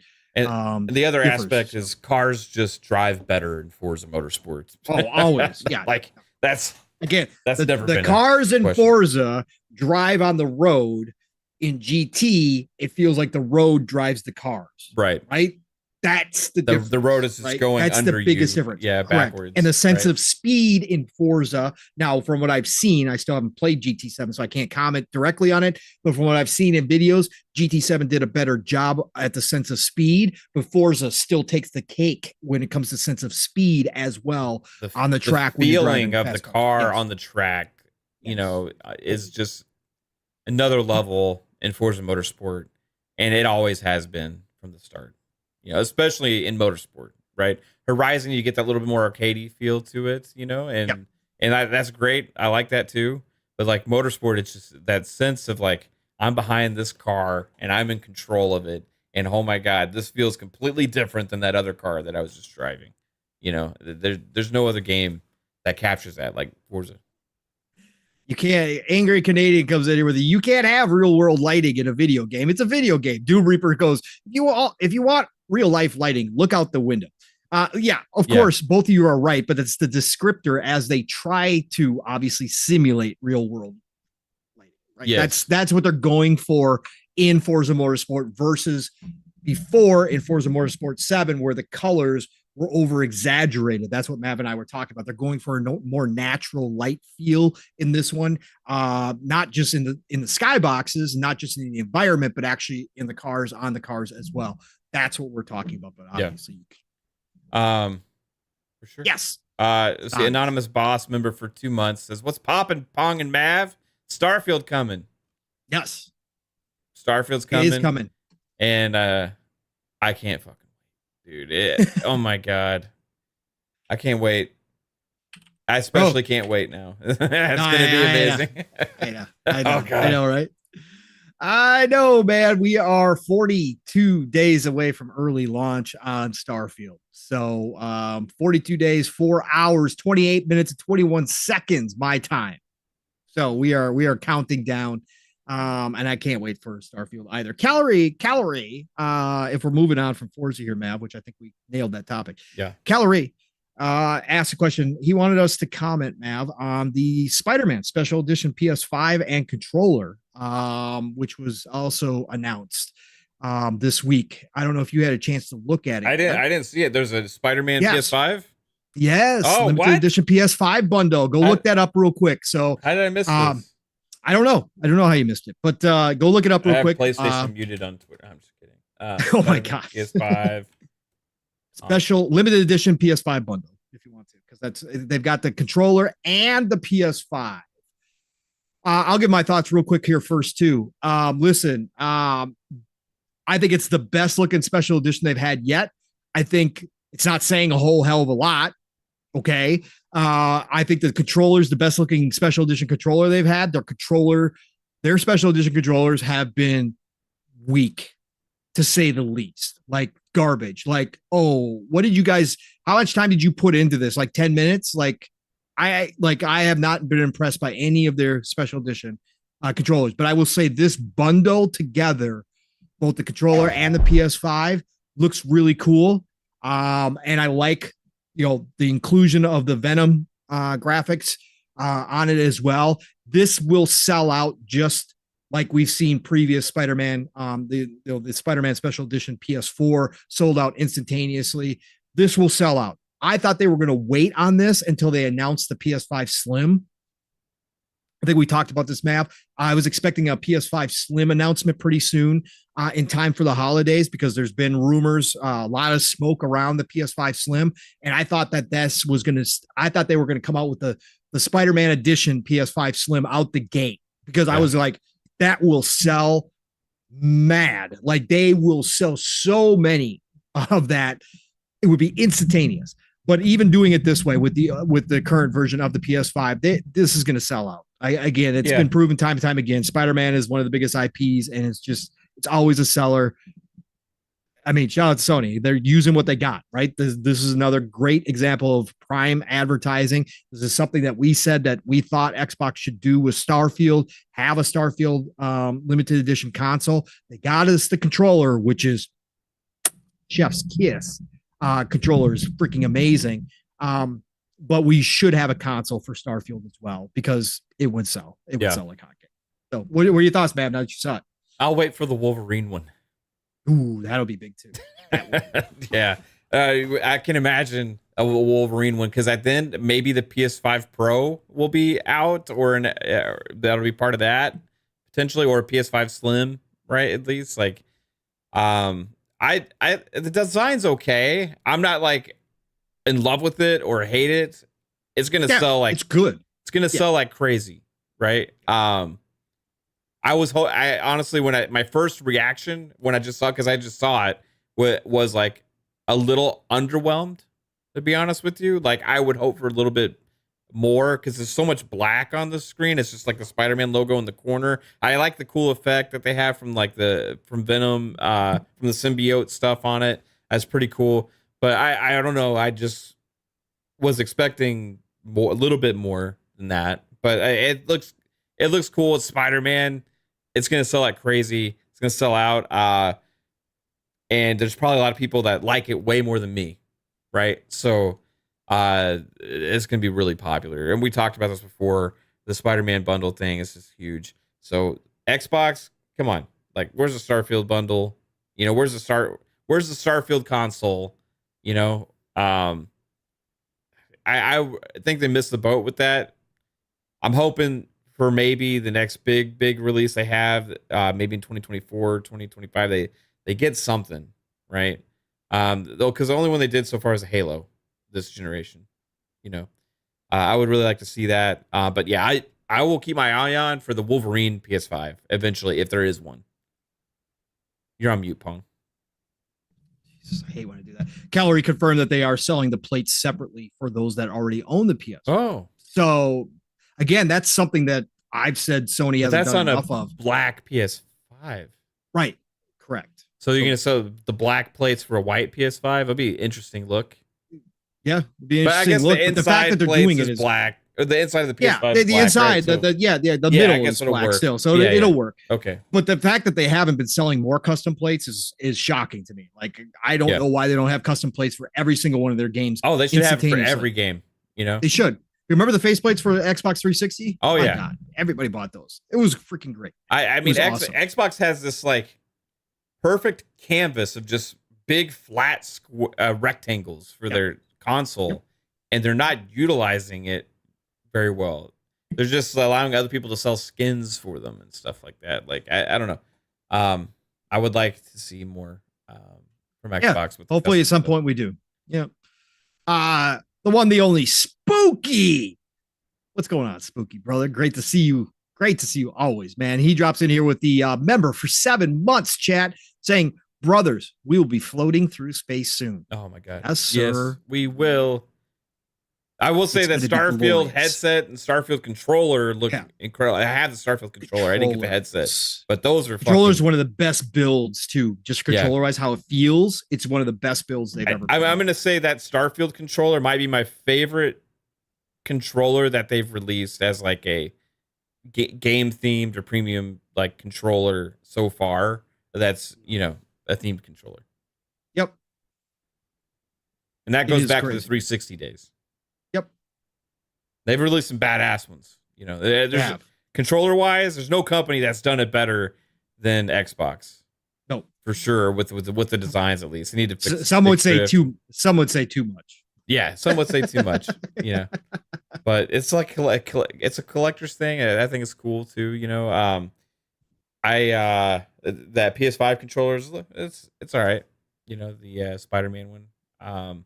I'd rather have it than any of the other ones they've released. I think it's the best PS5 looking controller they've had was the Spider-Man one. We also got a $10 super chat from Anonymous Boss. Thanks to Thank Anonymous. Says, who let those ponies flip flopping from Xbox to PlayStation back to Xbox? I don't know. Hey. Man. People Hey, gonna what are you buy gonna what do? they want to buy, I guess. Welcome people all of a aboard. sudden Thanks for wanna buy supporting. Xboxes. Yep. I mean, if you got a podcast and you're doing that all the time, I mean, again, if you're going hard in the console There's some war, that pause, flop weekly. yeah, it's one thing for those of us that talk about all systems and don't have a problem talking about all systems, praising and criticizing those that some would call fake neutrals, whatever. It's not a problem for us. Again, I freely admit I was PlayStation out the gate last year, last generation, and then I came back to Xbox this generation. But again, I didn't knock. All I said was last generation, what Xbox was putting down in the beginning of the generation, I wanted no part of TV at all. I didn't at all. But again, for those that are in the console war space, that have podcasts, that go on podcasts, that are play Twitter all the time and really attack one side or the other and then flip flop, again, hey, more power to you. It's free country. Go ahead, do it. But I don't know why people still listen to them. Again, those people will never take seriously. Yeah, you would think that people would catch on. Yeah, no. But for them, maybe it's just entertainment. Or like the people that sit out here in console war all day and then deactivate their accounts as soon as things don't go their way. Like, why would you ever take that person seriously? Like, ever? Like, okay, so you could dish it all out, but as soon as it comes back around, you can't take it. Okay, all right, show you the coward you are. Oh my god, I could go on a rant right now. I've had one in me for a while here, Mav. Ooh-wee, man. Ooh-wee. This community never. This community. Listen, little PSA. And I'll limit this one. I'll limit this rant a little bit here, but I'm not going to call it specifics or anything like that. But a PSA, if you are a person that's trying to gatekeep gaming by attacking people who simply post a positive tweet anywhere, post anywhere, Instagram, I don't care where it's at, but let's just take Twitter because that's where most of us are. If somebody posts a positive tweet about experiencing a game and having a good time with a game, and you specifically seek out that person, and that person is not a part of the console war stupidity, that person is not somebody out there that's drawing in that energy all the time, and you see them all the time and you've gone back and forth with that person, but you purposely seek out somebody who is just simply on Twitter expressing that they're having a good time with a game. And it's a game that either you don't like for whatever reason, it doesn't matter what reason it is. This goes for everybody. You purposely seek out that person and you have to post underneath them some negative bullshit, right? If you have to go underneath there and try to dampen that person's excitement for what they're experiencing in gaming, you are a miserable human being. And you really need to go find some love and some positivity and some light in your life. You need to take a hard look in the freaking mirror because you have an energy demon attacked you. I don't care what you believe, call it whatever you want to. I call it an energy demon.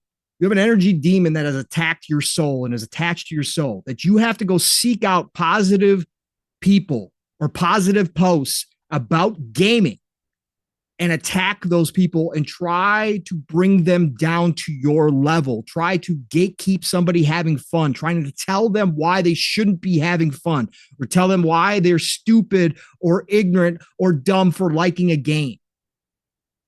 You are a miserable, miserable human being, and there is a problem in your life that is unresolved. And I'm saying that 100%. And I know I'm not an expert. I know I'm not a doctor. I'm not a psychologist, none of that. But I will just tell you that straight up. There is a problem in your life that you have unresolved. If you are out here and you are supposed to be a voice that people listen to, and you have people listening to, and you're trying to create a class system within gaming.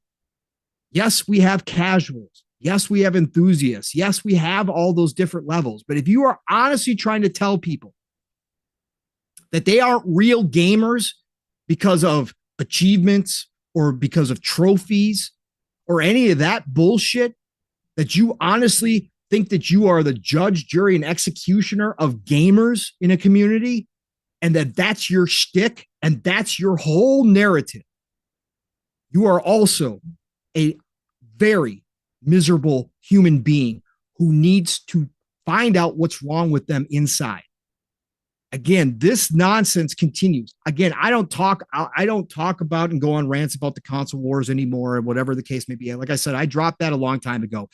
If the clowns want to continue to clown, if the actors want to continue to act, and if the snakes want to continue to be snakes, whatever, more power to them. Mute, block, move on. That's what I do. My feed is generally a cool place.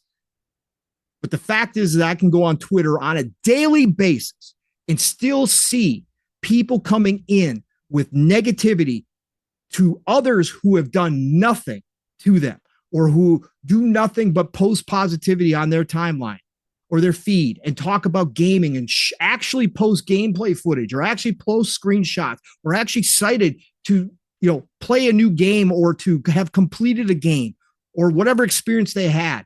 If you are actively seeking that out, I still see it daily, man, where people are just coming to this space to bring their own negativity and try to kill off other people's enjoyments of this hobby, a freaking entertainment hobby. To me, that says you have something massively wrong with you and you need to go find help. You really do. I do not know how people wake up on a daily basis and say, you know what? When I'm scrolling through Twitter, if there's somebody happy, if there's somebody having a good time in video games, I'm going to go post underneath that person, and I'm going to make sure that I try to make them have a bad day. I'm going to try to tell them how stupid they are for liking that game. That kind of stuff I just am not down with.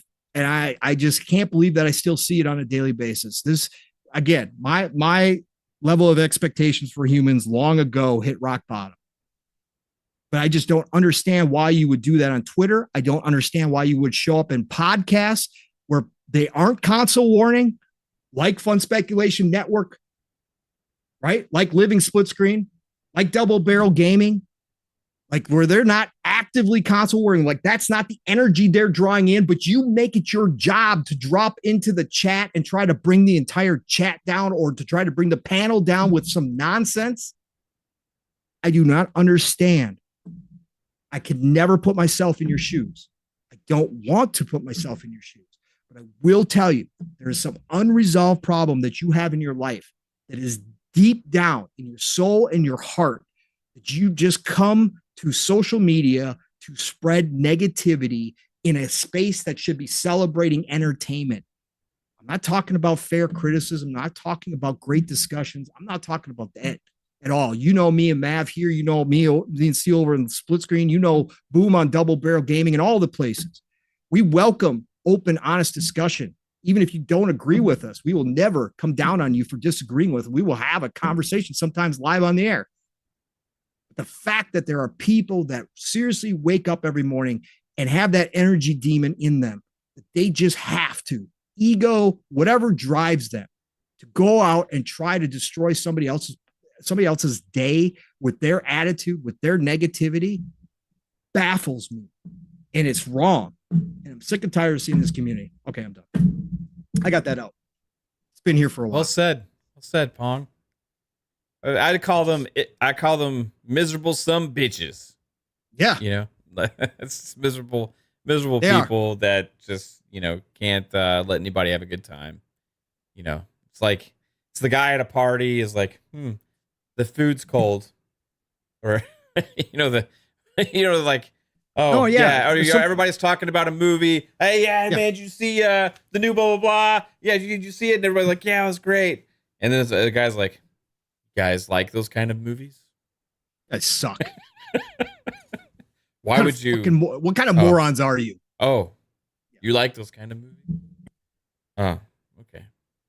Oh, I haven't watched one of those since I was 12. I like, that energy. It's like, people put themselves above others, whatever. Yeah, unfortunately, it's the reality we live in because lots of pieces of shit out there.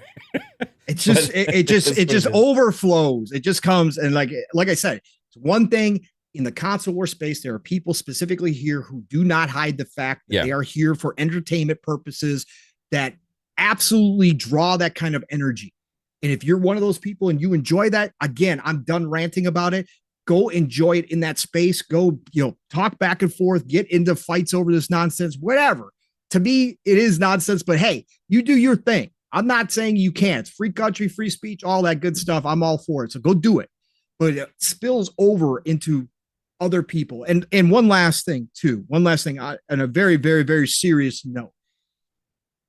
Anything on social media, if anything that you see in social media drives you to the point where you are stalking somebody, where you are making threats against somebody and their family, whatever the case, you're actually taking the time to go into their DMs to say something to them on a personal level, or you see something on social media that makes you feel like self-harm, please, all seriousness here, please reach out and get some help. Please.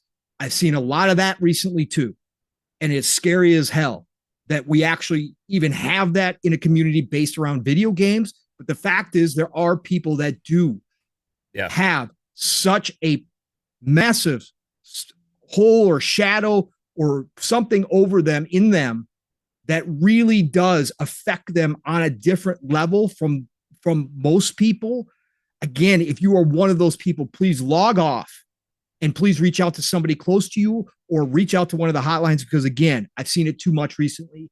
It is scary. It is unbelievable, again, over video games, but it really does happen. Yeah. So I think sometimes it's like the focus for some of the people is so much on, man, I'm so upset, and thinking about what they're upset about instead of taking a step back, saying, why am I so upset about this? Right?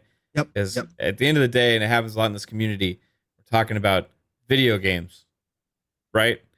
It is a form of entertainment, right? And I know some people can't help it because they do have those problems. But if you recognize, like Pong says, if you have those tendencies, right? Whatever, step back, ask yourself, why am I getting this angry? Because it's not necessarily a normal thing, you know, to that level of care about something that doesn't really matter at the end of the day. You know, it matters to us as far as passion and love for the hobby and being excited about it, you know, excitement about what's to come and what we're playing, and disappointments with what we don't like in it and all these different things. But when it becomes personal with person to person in like a serious way, there's no way ever that gaming is more important than people. No. Point blank. Point blank. No. So, all right. Got that off my chest. I feel better. Thanks, chat and Mav, for letting me go on my rant. It's been something stewing inside me for a while. So I wasn't gonna do it tonight, but thanks, Mav. Appreciate you, brother. Yeah. Feels better. All right. What else we got to talk about tonight, Mav? What was we going to talk about? Jim Ryan is a piece of shit, and he should go to hell. I'm just kidding. Oh my God. After all that, yes, Mav, that's great. That's great, Mav. It's great. Sit on a pine cone. I hope your day's miserable. You bent the knee. We did not mention this, Mav, when we were talking about the FTC and ABK stuff. But if anybody missed it this week, by the way, that Gamers lawsuit was still sitting out there, and they actually appealed to they appealed to the Supreme Court and thought they were going to get an audience with the Supreme Court, and it was dismissed expeditious. Yeah. So the Gamers lawsuit is also done now. So again, the Supreme Court does not have to hear every case that's brought before them. They decide which ones are important, and they said, no. So that is out of the way as well. Matt, let's talk a little Diablo 4. Season 1, Diablo, Blizzard has been doing a fantastic job. I've given them praise for what they've done for Diablo 4, how transparent they've been with the community, how much they've talked to the community, how much they've listened to the community. Again, it's my personal game of the year up to this point. Diablo 4, again, I've got well over 100 hours. You are probably approaching 200 hours the way you've been playing it nonstop. You know, we've all had a just rip-roaring time with Diablo 4. Season 1 is a rip-roaring time. Listen, I'm old. I come up with some stuff that people. Yeah, you said it earlier too. Kate was making fun of you, and so you said it. You said it again. That's why I had. That's fine. That's great. It must have been on my mind. I must have heard it somewhere today, or it just popped in my head. Again, old guy stuff. It just rip roaring time. The fact is, season 1 launched today. In preparation for season 1, they put out a massive patch, a massive update to Diablo 4, in which overall they nerfed pretty much everybody's progression. There was some classes hit harder than others. Of course, if you don't know by now, Sorc class overall, a lot of people felt Sorc class needed a buff in some areas. And Blizzard did the exact opposite and actually, actually nerfed it even more, which made all the Sorc users very, very upset, even more so. But the entire community in general, I'm not going to say everybody, because of course it's not everybody, but everybody who plays Diablo, and as Steel will tell you, Steel will say this is for the 1 to 5% players, the people like us who have put in already over 100 hours, who have already come close to hitting level 100, or already like Mav have hit a level 100, who are in endgame, who are running nightmare dungeons constantly, right? Who are running Helltide constantly. Those type of people, it affects more so. I say that it is a trickle down effect here.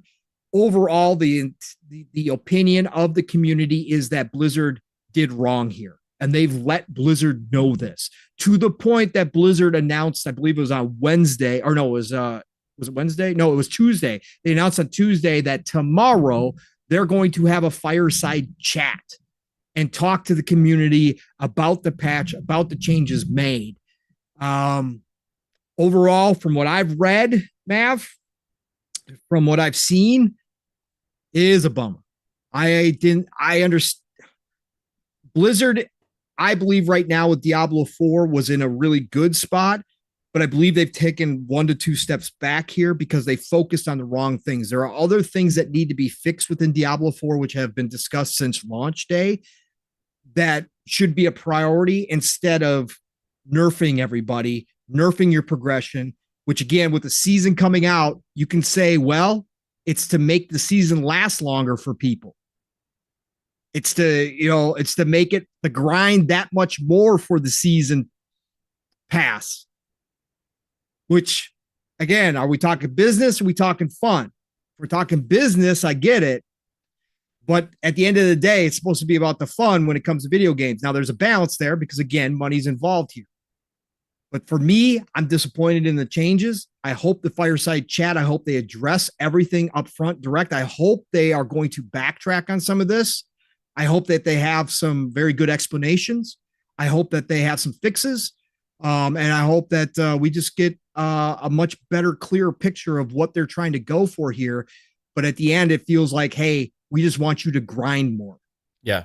And to me, Diablo 4 is already grindy. Again, I like it's grind, very grindy, but it's very grindy, bro. Yeah. Like nightmare dungeons. Come on, man. But it's not even just that, like even with just private leveling, yeah, like the amount of loot you have to find in order to get the fixes that you want, like the uniques that you need, and finally getting an improvement on the existing unique, all these different things that within it, like the amount of grinding is just immense in it. So I understand people's upset. I played my 100 Sorc after the update. I didn't personally notice a lot of difference, but like, I'm not the most like in tune with that kind of stuff, like I don't know. Even with the patch notes, I look through and I have to like decipher what that stuff means, really, a lot of it, and think about it. What does this mean? What does this mean? How's it going to affect things? Ultimately, I didn't really notice too much difference when I was playing, but I understand other people are saying that they have, right? So it's tough to say like how much of an effect it's going to have. It is disappointing that they haven't listened to the feedback more than anything. Instead, they've done the opposite thing for whatever reason. We'll see what they do now with listening to this feedback and having this other chat or whatever. One thing I would think is possible because of the way that the season is, it's possible because of the potential power for these other aspects that are going to go on to these malignant hearts that they have, maybe those are going to feel overpowered with the characters and they had to tone that characters back.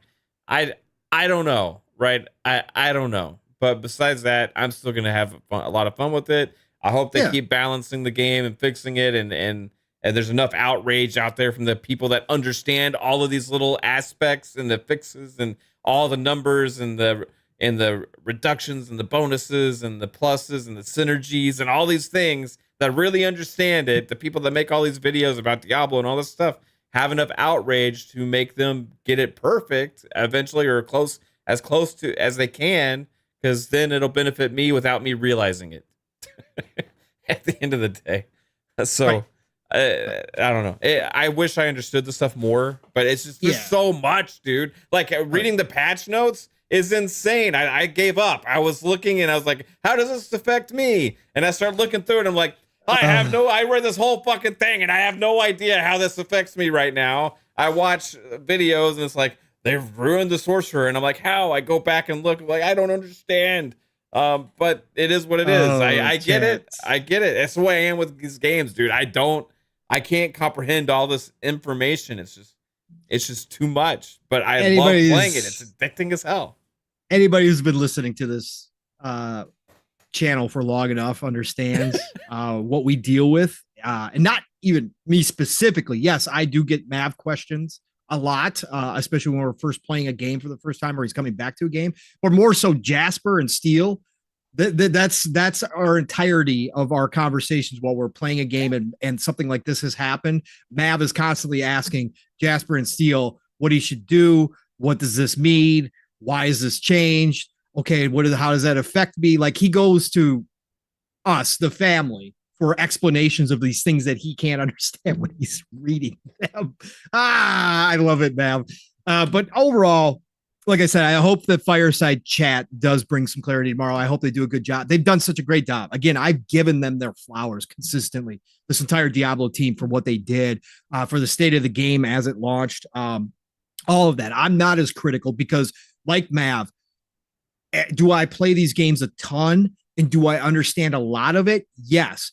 Am I the guy with spreadsheets? Am I the guy breaking down each and every single little aspect and percentage and figuring out how that affects me like Fuzzy does in the division? No, I'm not that guy either. I kind of fall somewhere in the middle. And so for me, some of the stuff does go over my head, but I do understand patch notes. When I'm reading the patch notes, I understand what they're doing. But do I understand specifically how overall it's going to affect each individual class? No, but I get the general feeling, and that's why I do watch YouTubers who are breaking this stuff down. That's why I do, listen to different people who do know what they're talking about, break this stuff down. So am I the most critical? No, I'm not the most critical. So that's why I'm not up in arms over this. I just think that the focus should have been, the priority should have been elsewhere. If it's always my firm belief that this is one of the things I don't like about modern gaming. When I talk about it compared to the old days, in the old days, I could become an overpowered, over-level character and feel godlike in a game. Yeah. I didn't have a problem with that.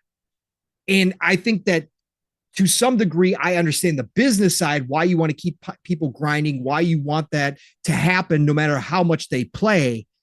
But I still think if you're a 1 to 5% top player who plays these games a ton, you should have the ability to get to the point where you feel godlike, where you can run nightmare dungeons by yourself at the higher tiers and not worry about stuff. Like I still think, like I get it, like that takes kind of the addiction away, that takes that loop away, because if you feel that way, you're not always striving and you're not always coming back for more just to try to get that one little aspect that's going to make it this percent better. Like I get that. But for the majority, I still wish I could feel godlike in games. And to me, Diablo, at no time, none of us have felt godlike. Even Jasper, even Steel at the higher levels, even you now, Mav, at 100. Have you ever felt godlike walking through a nightmare dungeon? Nope. No. Well, I mean, unless you're like on a really lower tier, right? But I'm saying, we haven't even played the highest tiers of nightmare dungeon. Not even close, because you can't. Even with a 4-player super, you can't. Like, so to me, there's still a lot of room there to give up for the Blizzard team. Like they aren't, it's not like where Yeah. a million people have reached a level 100 and they're all going, oh, this is a cakewalk now. I'm just walking Yeah, that's through not everything. to say our builds are shit too. I mean, we're probably, I mean, a lot of us had, Right. like I hit 100, right, a while back. And I had done a lot of research and like I make fun of like of myself because I don't really understand a lot of this stuff, but like it takes me time, but eventually I get there and I start playing with stuff and all these kind of things. I put a lot of time into it.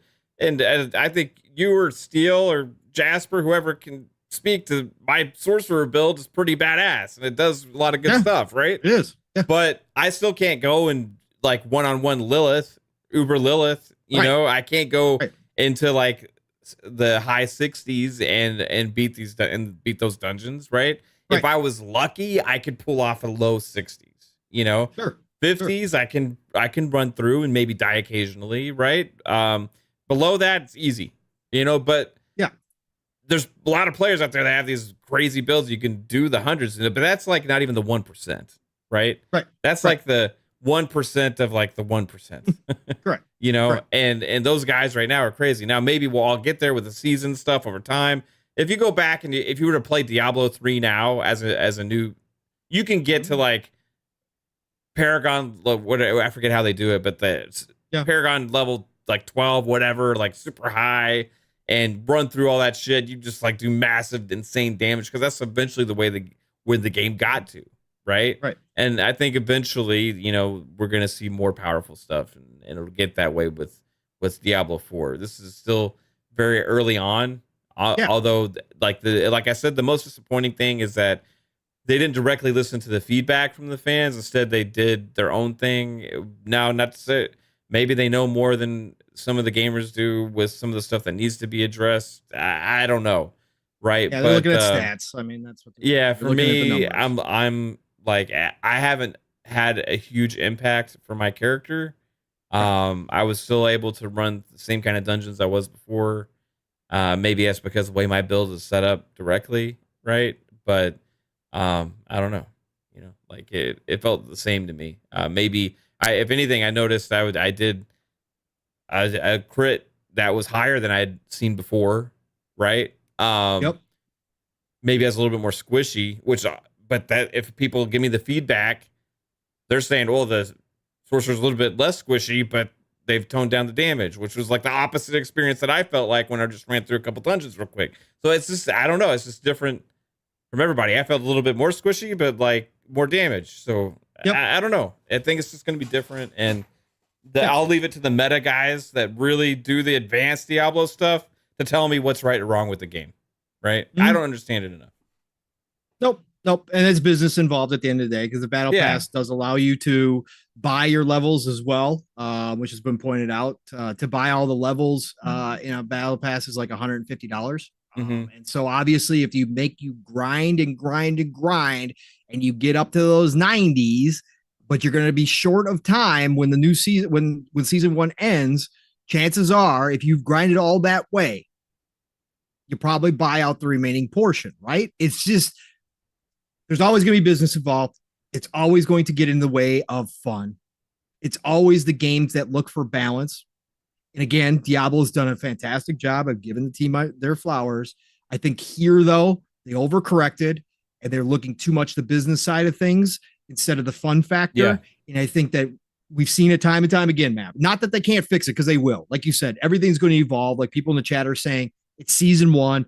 Blizzard's going to continue to evolve this. Absolutely they are. I'm not saying Diablo 4 is dead. Again, this game is not getting uninstalled from my hard drive. Okay, it's not. It'll be a game that I continuously go back to. I can't wait for expansions when they expand the story because I'm invested in the story. I love the story, the narrative that they've so far given me. Absolutely love it. So I will be coming back to Diablo. There is no doubt about it. I've got Starfield coming, Baldur's Gate 3 coming, Remnant 2 coming. So I'm going to play season 1 because I invested in the Ultimate. Although if you did invest in the Ultimate, you can hold your season pass. If you don't want to use it, and I may not use it this season because I don't like the cosmetics in this season, but I don't know with Starfield and everything else coming out when I'm going to be back on Diablo 4 hardcore.